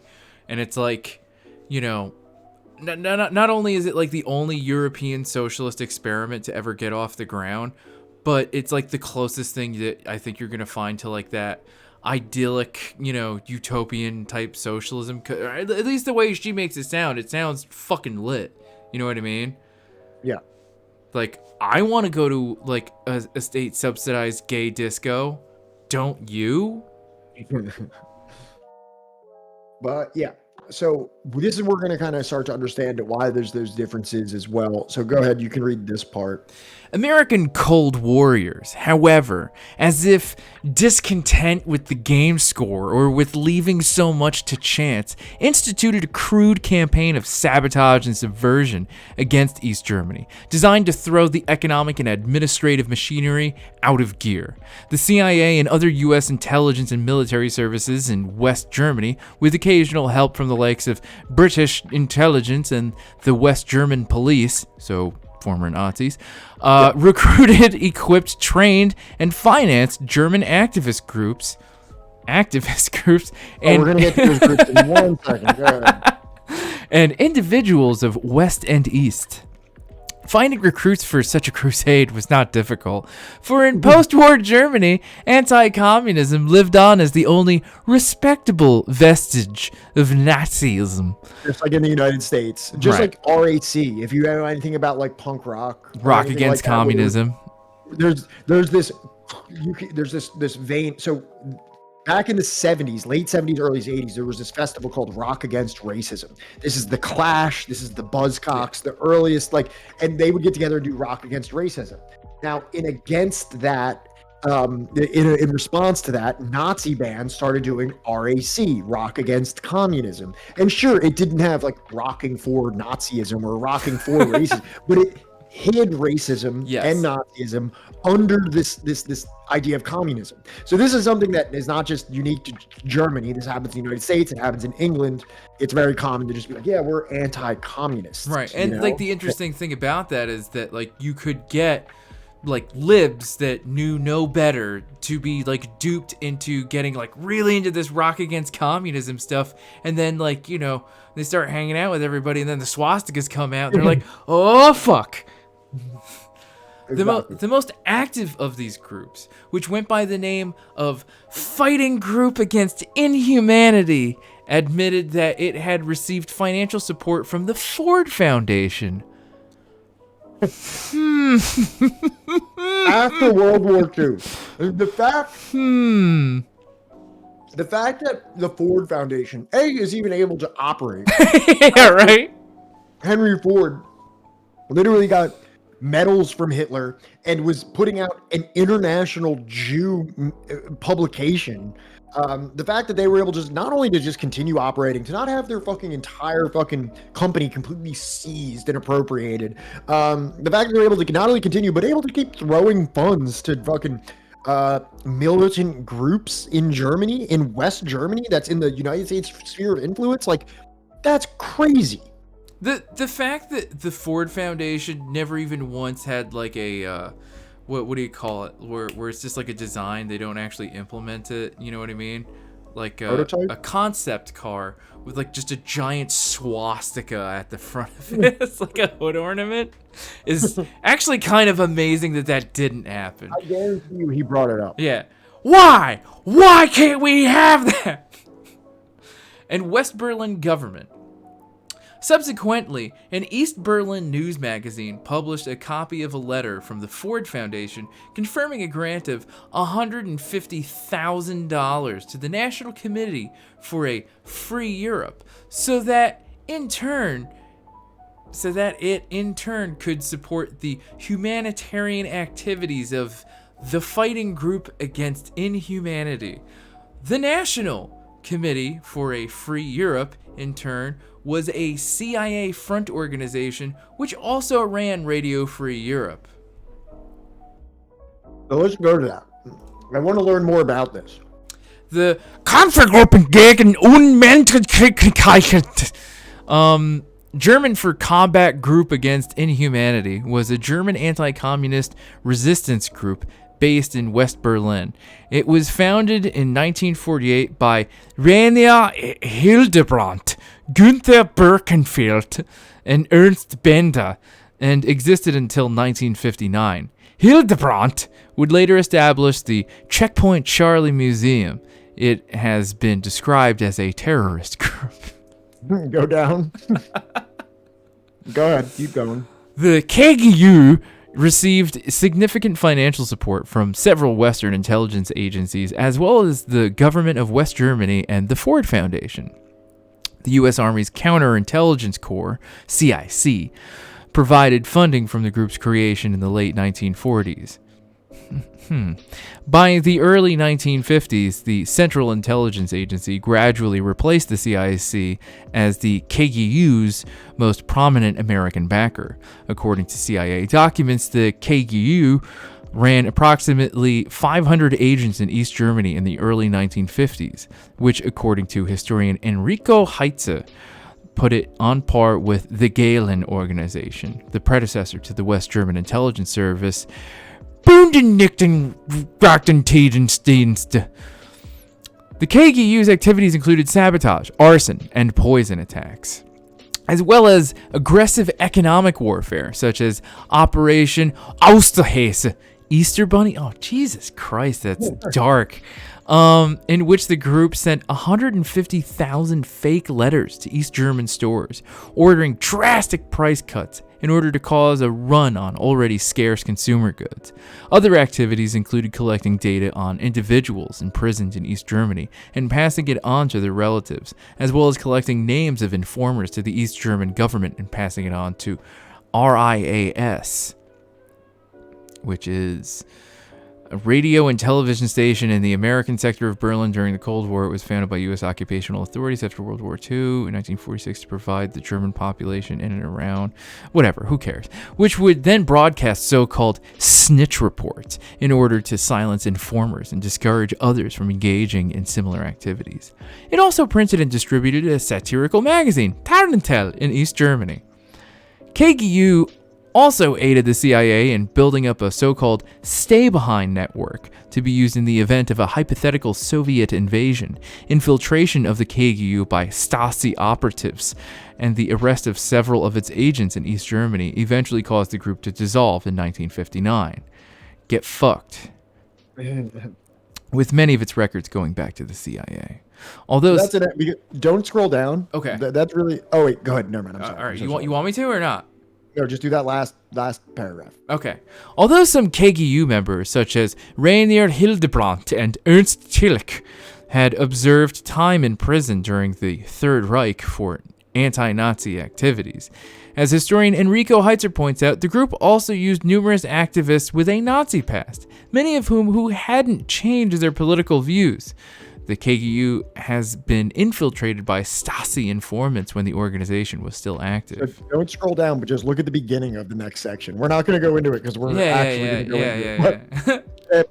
It appears the book that we're reading is up to a credible enough standard to be cited in Wikipedia. The Kampfgruppe gegen Unmenschlichkeit. Do you want me to read this so you can eat? Yeah, I'm joking on rice. The Association of Political Refugees from the East and the Investigating Committee of Freedom-Minded Jurists of the Soviet Zone were two of the other groups involved in the campaign against East Germany. The actions carried out by these operatives ran the spectrum from juvenile delinquency to terrorism. Anything to make the commies look bad. It had added up to the following remarkable record. Through explosives, arson, short-circuiting, and other methods, they damaged power stations, shipyards, a dam, canals, docks, public buildings, gas stations, shops, a radio station, outdoor stands, public transportation, the fucking ice cream man truck. Derailed freight trains, seriously injuring workers, burned 12 cars of a freight train and destroyed air pressure hoses of others. Blew up road and railway bridges, placed explosives on a railway bridge of Berlin-Moscow line, but these were discovered in time. Hundreds would have been killed. Killed 7,000. Oh shit. Go ahead, just take it. Killed 7,000 cows of a cooperative dairy by poisoning the wax coating of the wire used to bale the cow's corn fodder. Jesus Christ. Added soap to powdered milk destined for East German schools. Raided and wrecked left-wing offices in East and West Berlin. Stole membership lists, assaulted and kidnapped leftists, and on occasion murdered them. Forged and distributed large quantities of food ration cards, for example, for 60,000 pounds of meat to cause confusion, shortages, and resentment. Gave considerable aid and comfort to East Germans who staged an uprising on the 17th of June 1953. During and after the uprisings, the U.S. radio station in West Berlin, Reyes Radio in the American sector, issued inflammatory broadcasts into East Germany appealing to the populace to resist the government. Reyes also broadcast warnings to witness in at least one East German criminal case by being monitored by the Investigating Committee of Freedom-Minded Jurists of the Soviets. Jesus, these fucking names suck. They do not slap at all. Yeah. That they would be added to the committee's files of accused persons if they lied. Very good. So, many. So, like, when you see, like, we also are dealing with an East Germany that is having its milk for school poisoned, its cooperative farms poisoned, its railways blown up, people are kidnapped, people are murdered. See, like, and I'm not an apologist for, like, oppression or repression within a state, but also there is, like, a certain degree, it's like, oh, well, now they're poisoning the milk for the school children. Like, right. How do we stop this? What is the next step here? Do we allow children to get poisoned? Do we allow co-ops to be ruined? Do we allow rain lines? Like, what's the next step that we have to take? And eventually you have to take a couple steps, and then you're like, put up a wall. I don't know. Put up a fucking wall, I guess. Put up a fucking wall. Start monitoring people's phone calls or something. I don't fucking know anymore. What the fuck else are we supposed to? We just out here with poisoned kids. I don't know. Right. I've got cows dropping fucking dead. We're already, like, struggling to, like, feed everybody. All right. We don't have agriculture. Right. We have, like, brain drain of people, like, leaving the fucking country and going over to the West because of the higher salaries. Right. Yeah, and they keep sending goddamn balloons over here. Like, what the fuck else are we supposed to fucking do? So, although many hundreds of the American agents were caught and tried by East Germany, get 'em! The ease with which they could pass back and forth between the two sectors and infiltrate different enterprises without any language barrier provided opportunities for the CIA unmatched anywhere else in Eastern Europe.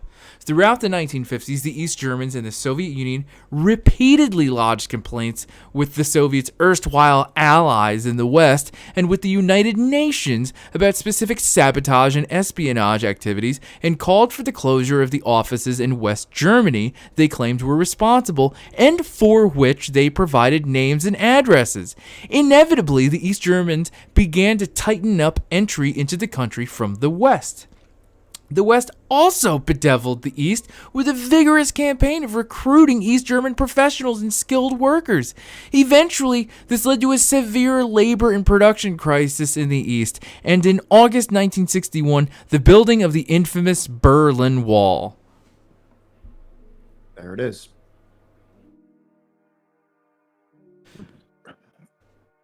While staging their commando attacks upon East Germany, American authorities and their German agents were apparently convinced that the Soviet Union had belligerent designs upon West Germany.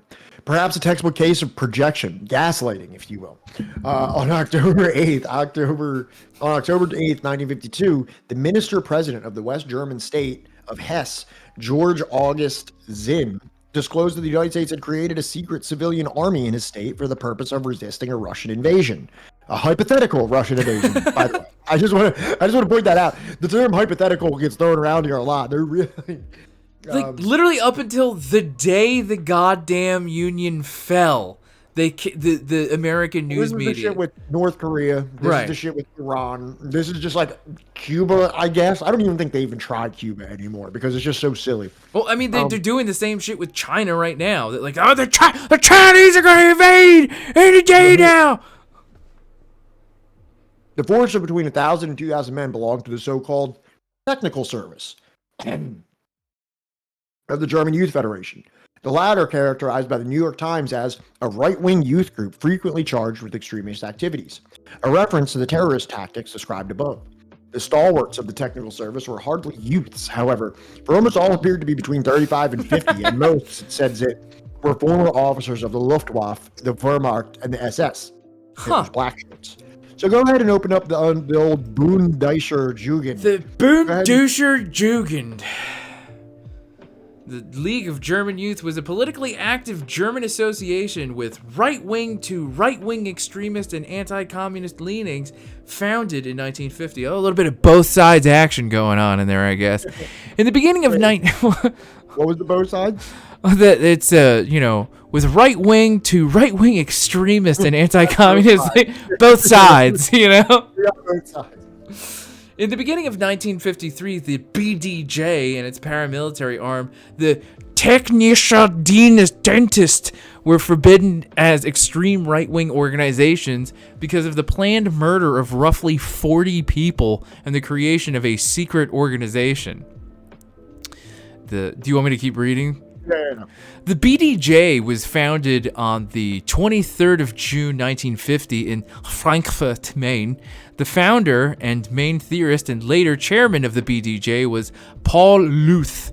The CIA cryptonym for the BDJ was Krampert, and for the Technischer Dienst it was Rachpraul.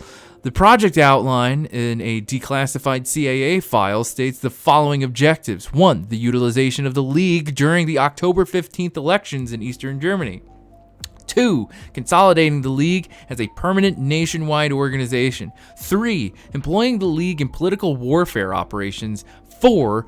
Guerrilla warfare and sabotage training of selected segments of the League's membership. In April 1951, the Technische Dienst Technical Service, a secret subsection of the BDJ, was founded on the programmatic basis of the partisan writings of Paul Luth, with the aim in mind to form an armed resistance movement against Bolshevism. The operation ran under the name it's just a bunch of Elsie Prowl and BDJ Apparat. As of 1951, the budget for 1 year was $120. Is that $125,000 or is that just like $125? I think that's $125,000 would make sense. Right? Oh, declassified. See, I can just open up the Oh, I PDF missed if that. I really want. Or whatever. The group was allegedly founded as part of the CIA's program of creating guerrilla and stay-behind groups in Germany and Western Europe that would fight the Soviets should they occupy Western Europe during a future confrontation. The CIA was training them in covert guerrilla warfare to be part of this future resistance movement. Many members of the BDJ were veterans of the Wehrmacht and Waffen-SS, which, like, you know. Yeah, you know what those are. So let's go down. I'll read this part because I didn't even read it up. 1952 raid by local police units on the BDJ's premises revealed that the U.S. funded the organization at a monthly sum of $50,000. So this is what I don't get. Can you go up for a second? Yeah.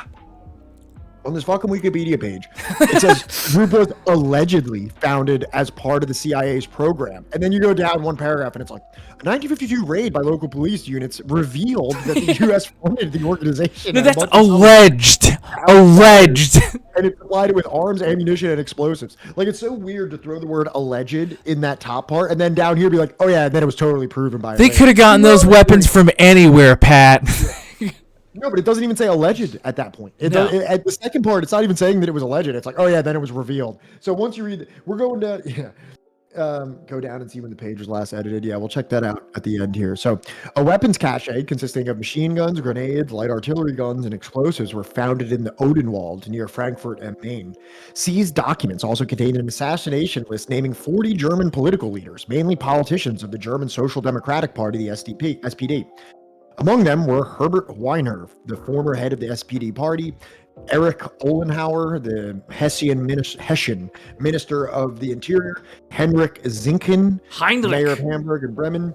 For a case of emergency scenario, the BDG had already funneled members into the SPD. The U.S. Army Counterintelligence Corps took over custody of the German BD members and denied West German authorities access to them in the following months because the authorities intended to indict the members on charges of unlawful possessions of weapons and planned murder. The IC agents continued to seize all remaining documents and refused to surrender them to West German authorities. As a result of the ongoing investigation, U.S. authorities admitted to having financed the BDJ for the training of guerrillas and class warfare of the Soviet Union. Can you go back up to that first sentence again? The group was allegedly founded as part of the CIA's program of creating guerrilla and stay-behind groups in Germany and Western Europe that would fight the Soviets if they should occupy Western Europe. Go down. And the last sentence here, as a result of the ongoing investigation, U.S. authorities admitted to having financed BJJ for what? Guerrilla war with the Soviet Union. Like, it's so weird. Like, get your shit together, Wikipedia. Like, why are you trying to play this coy game with me? This is why I know I have said it to you before, but like, Wikipedia is a dicey source of information, and good page. I'm sorry, but have you ever even heard? I've never even heard of the BDJ before this, and this Wikipedia page was awesome to explain. I'm not saying it's not awesome. I'm taking umbrage with one word of allegedly. There's been a lot of great information. I'm just trying to state that it's not as if there aren't like literal, like, you know how they have troll farms. Yeah, it's not as if like the State Department doesn't have like a guy, you know, that goes in and edits like a lot of shit like this. I like to do Wikipedia because if anybody is watching that is of the like maybe skeptical variety, and I'm sitting here and I'm talking about all these like BDJ people that like fucking are doing all this crazy shit in Germany, it's all finance and everything. I feel like that the Wikipedia, like, it proves that it's not just some like tanky conspiracy theory that I read from like some like op-ed somewhere at Marxist.org or something like that. That like, this is a very above board situation. This is not a controversial reading of the history. It's so I'm sorry.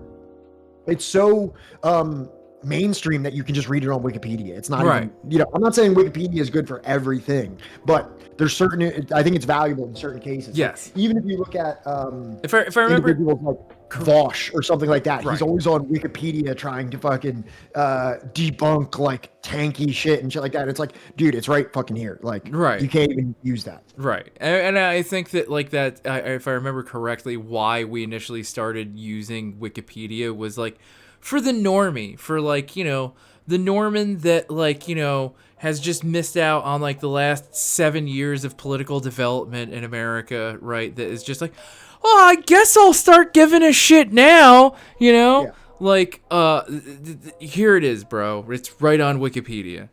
Exactly. I want to see this ideology thing real quick. Hessian Federal Office for the Protection of the Constitution. First, good. All right. First described the BDJ in the reports as strongly right-wing and not yet an immediate danger to society. Not yet an immediate danger to society. Hold on, let's see how this plays out. Let him cook. Let him cook. The officer later amended the reports and added that the shift of the BDJ into right-wing extremism is viewed as a possibility. You on that fucking Nazi meth, bro?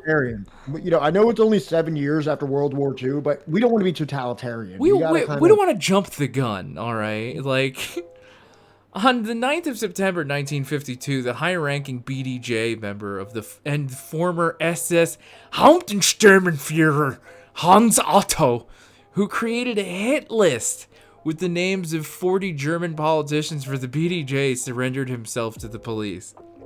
The BDJ was reclassified as an unconstitutional right-wing extremist group and subsequently banned by the federal state of Hesse on 7th of January 1953 and the other states by February of the same year. And yeah, I love how they're like, first, the Hessian federal office is like, hold on, I guess it's strongly right-wing, but they're not really extremists yet. And then it goes on to be like, oh, a high-ranking member was a former SS. And they're like, we don't know if it's an extremist group. We're not sure where this is going to go.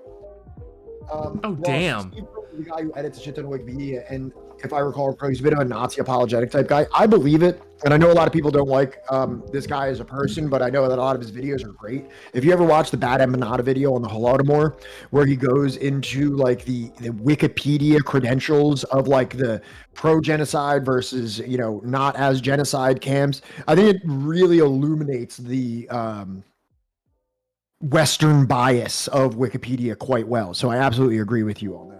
Yeah, I mean, on more than one occasion, we've had to look up a non-English Wikipedia entry and have it translated in order to find anything on anyone.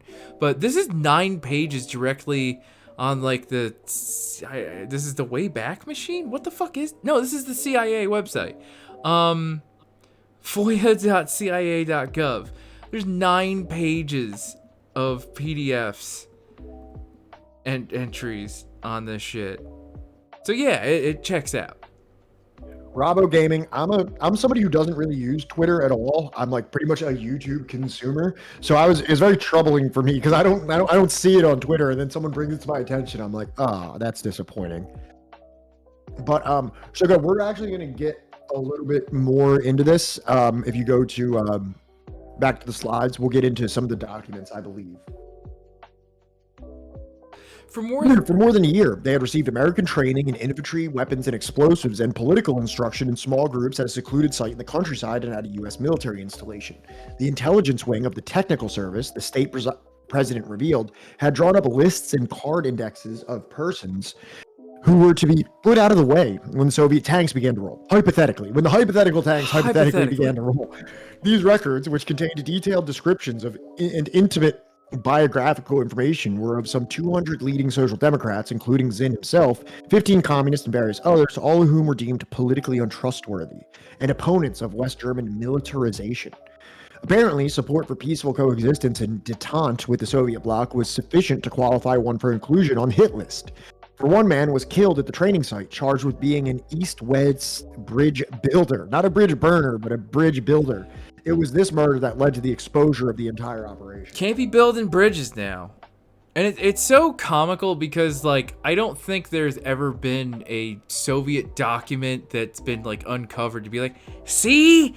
They had plans to invade. Yeah.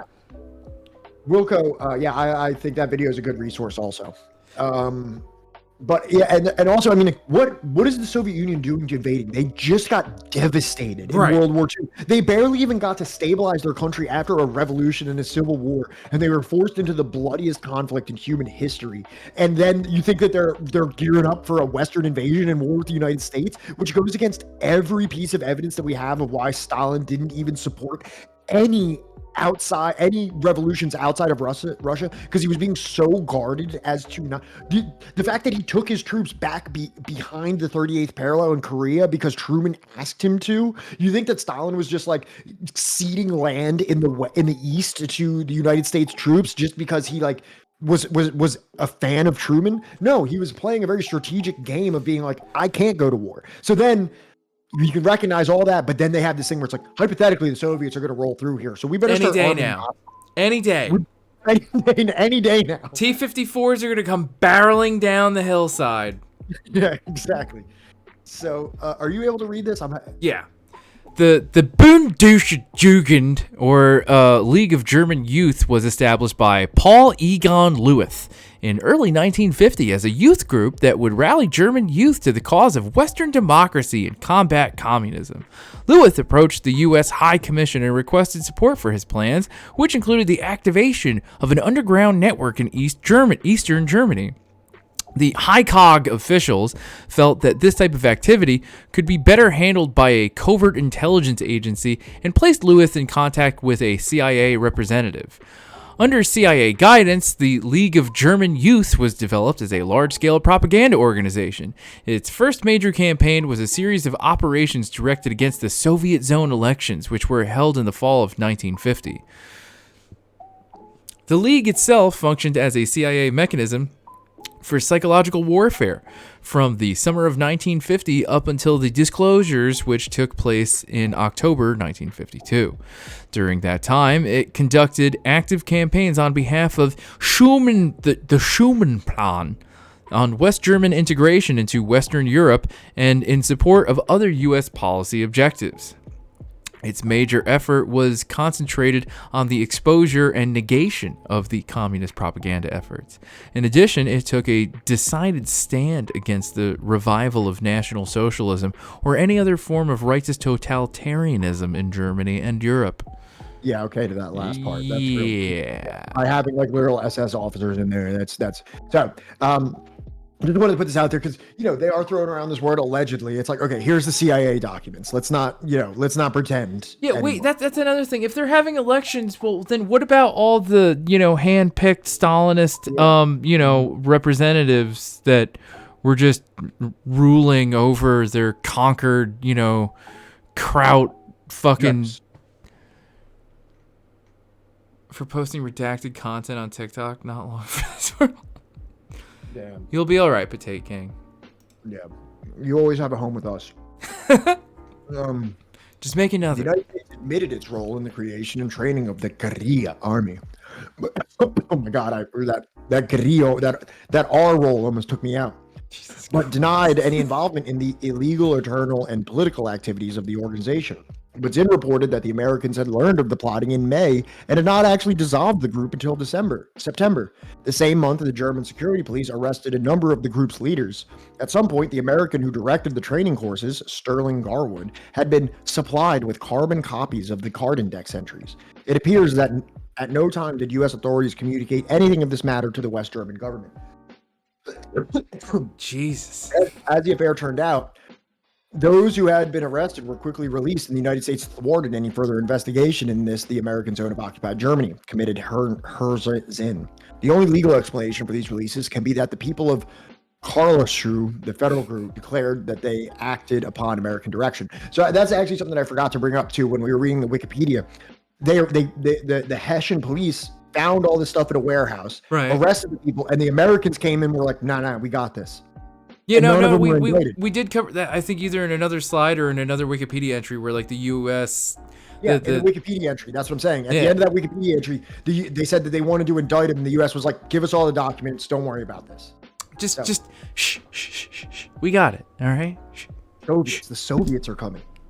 Were you crazy? Are you you're looking at us and these guys, and the Soviets, the wolves are at the gate. Are you a commie sympathizer? Yeah, what the fuck? You're looking pretty pink right now, bro. To add to the furor, this is choice words there, Bill.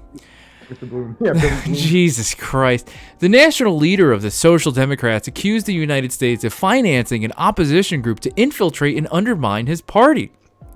Eric Ollenhauer, whose name had also appeared on the technical services list, implied that American clandestine agencies were behind the plot despite the disapproval of high-ranking U.S. officials. The revelations about the secret army and its hit list resulted in a storm of ridicule and denunciation falling upon the United States from many quarters in West Germany. In particular, the delicious irony of the Americans working hand in glove with X, in quotation marks, Nazis, did not escape the much castigated German people.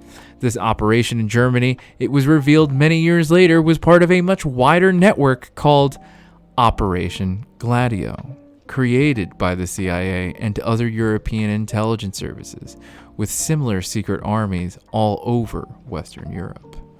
So we will be covering Gladio. And I know that for anybody that actually knows about this history, all this talk of stay behind, every time you see that word stay behind, you immediately start thinking Gladio. Yeah. There's a full chapter on that. Yeah. So I haven't brought any of the Gladio guns out just yet because we will be doing an entire Gladio chapter. So I don't want to spoil it.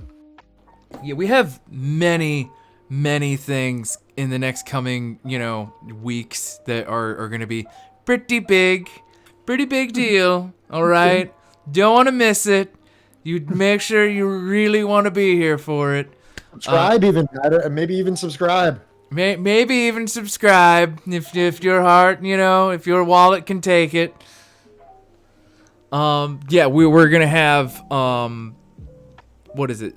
Grom and a buddy of his that has been to, the DPRK on soon. I think that we're going to have another episode with Grom and his buddy about social democracy and its failures. We are going to have, we're going to, of course, follow up on Rick.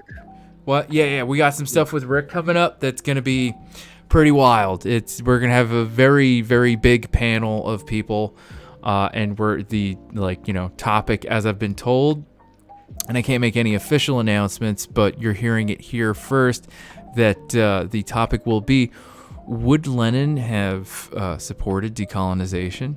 And sounds exciting. I might have to subscribe for that. Yeah. So it's going to be pretty lit.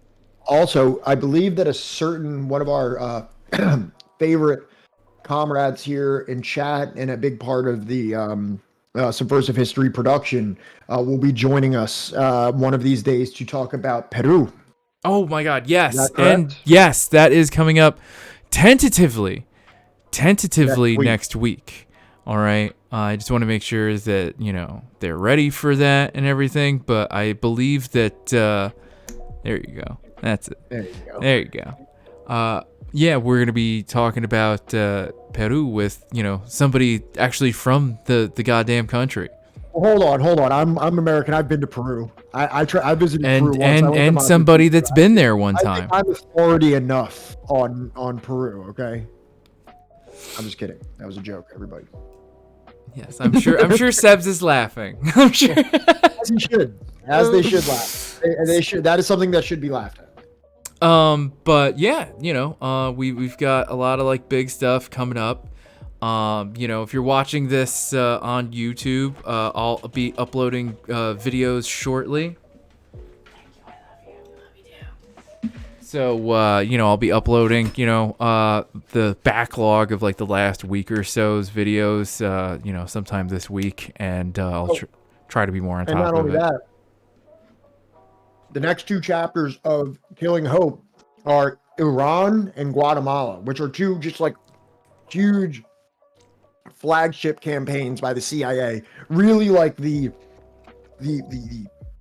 prototypical, really what we're seeing, what the CIA would become in the next decades is really it really finds its form in Iran and Guatemala. So we will be doing maybe even like single episodes just for both of those because they're both so monumental.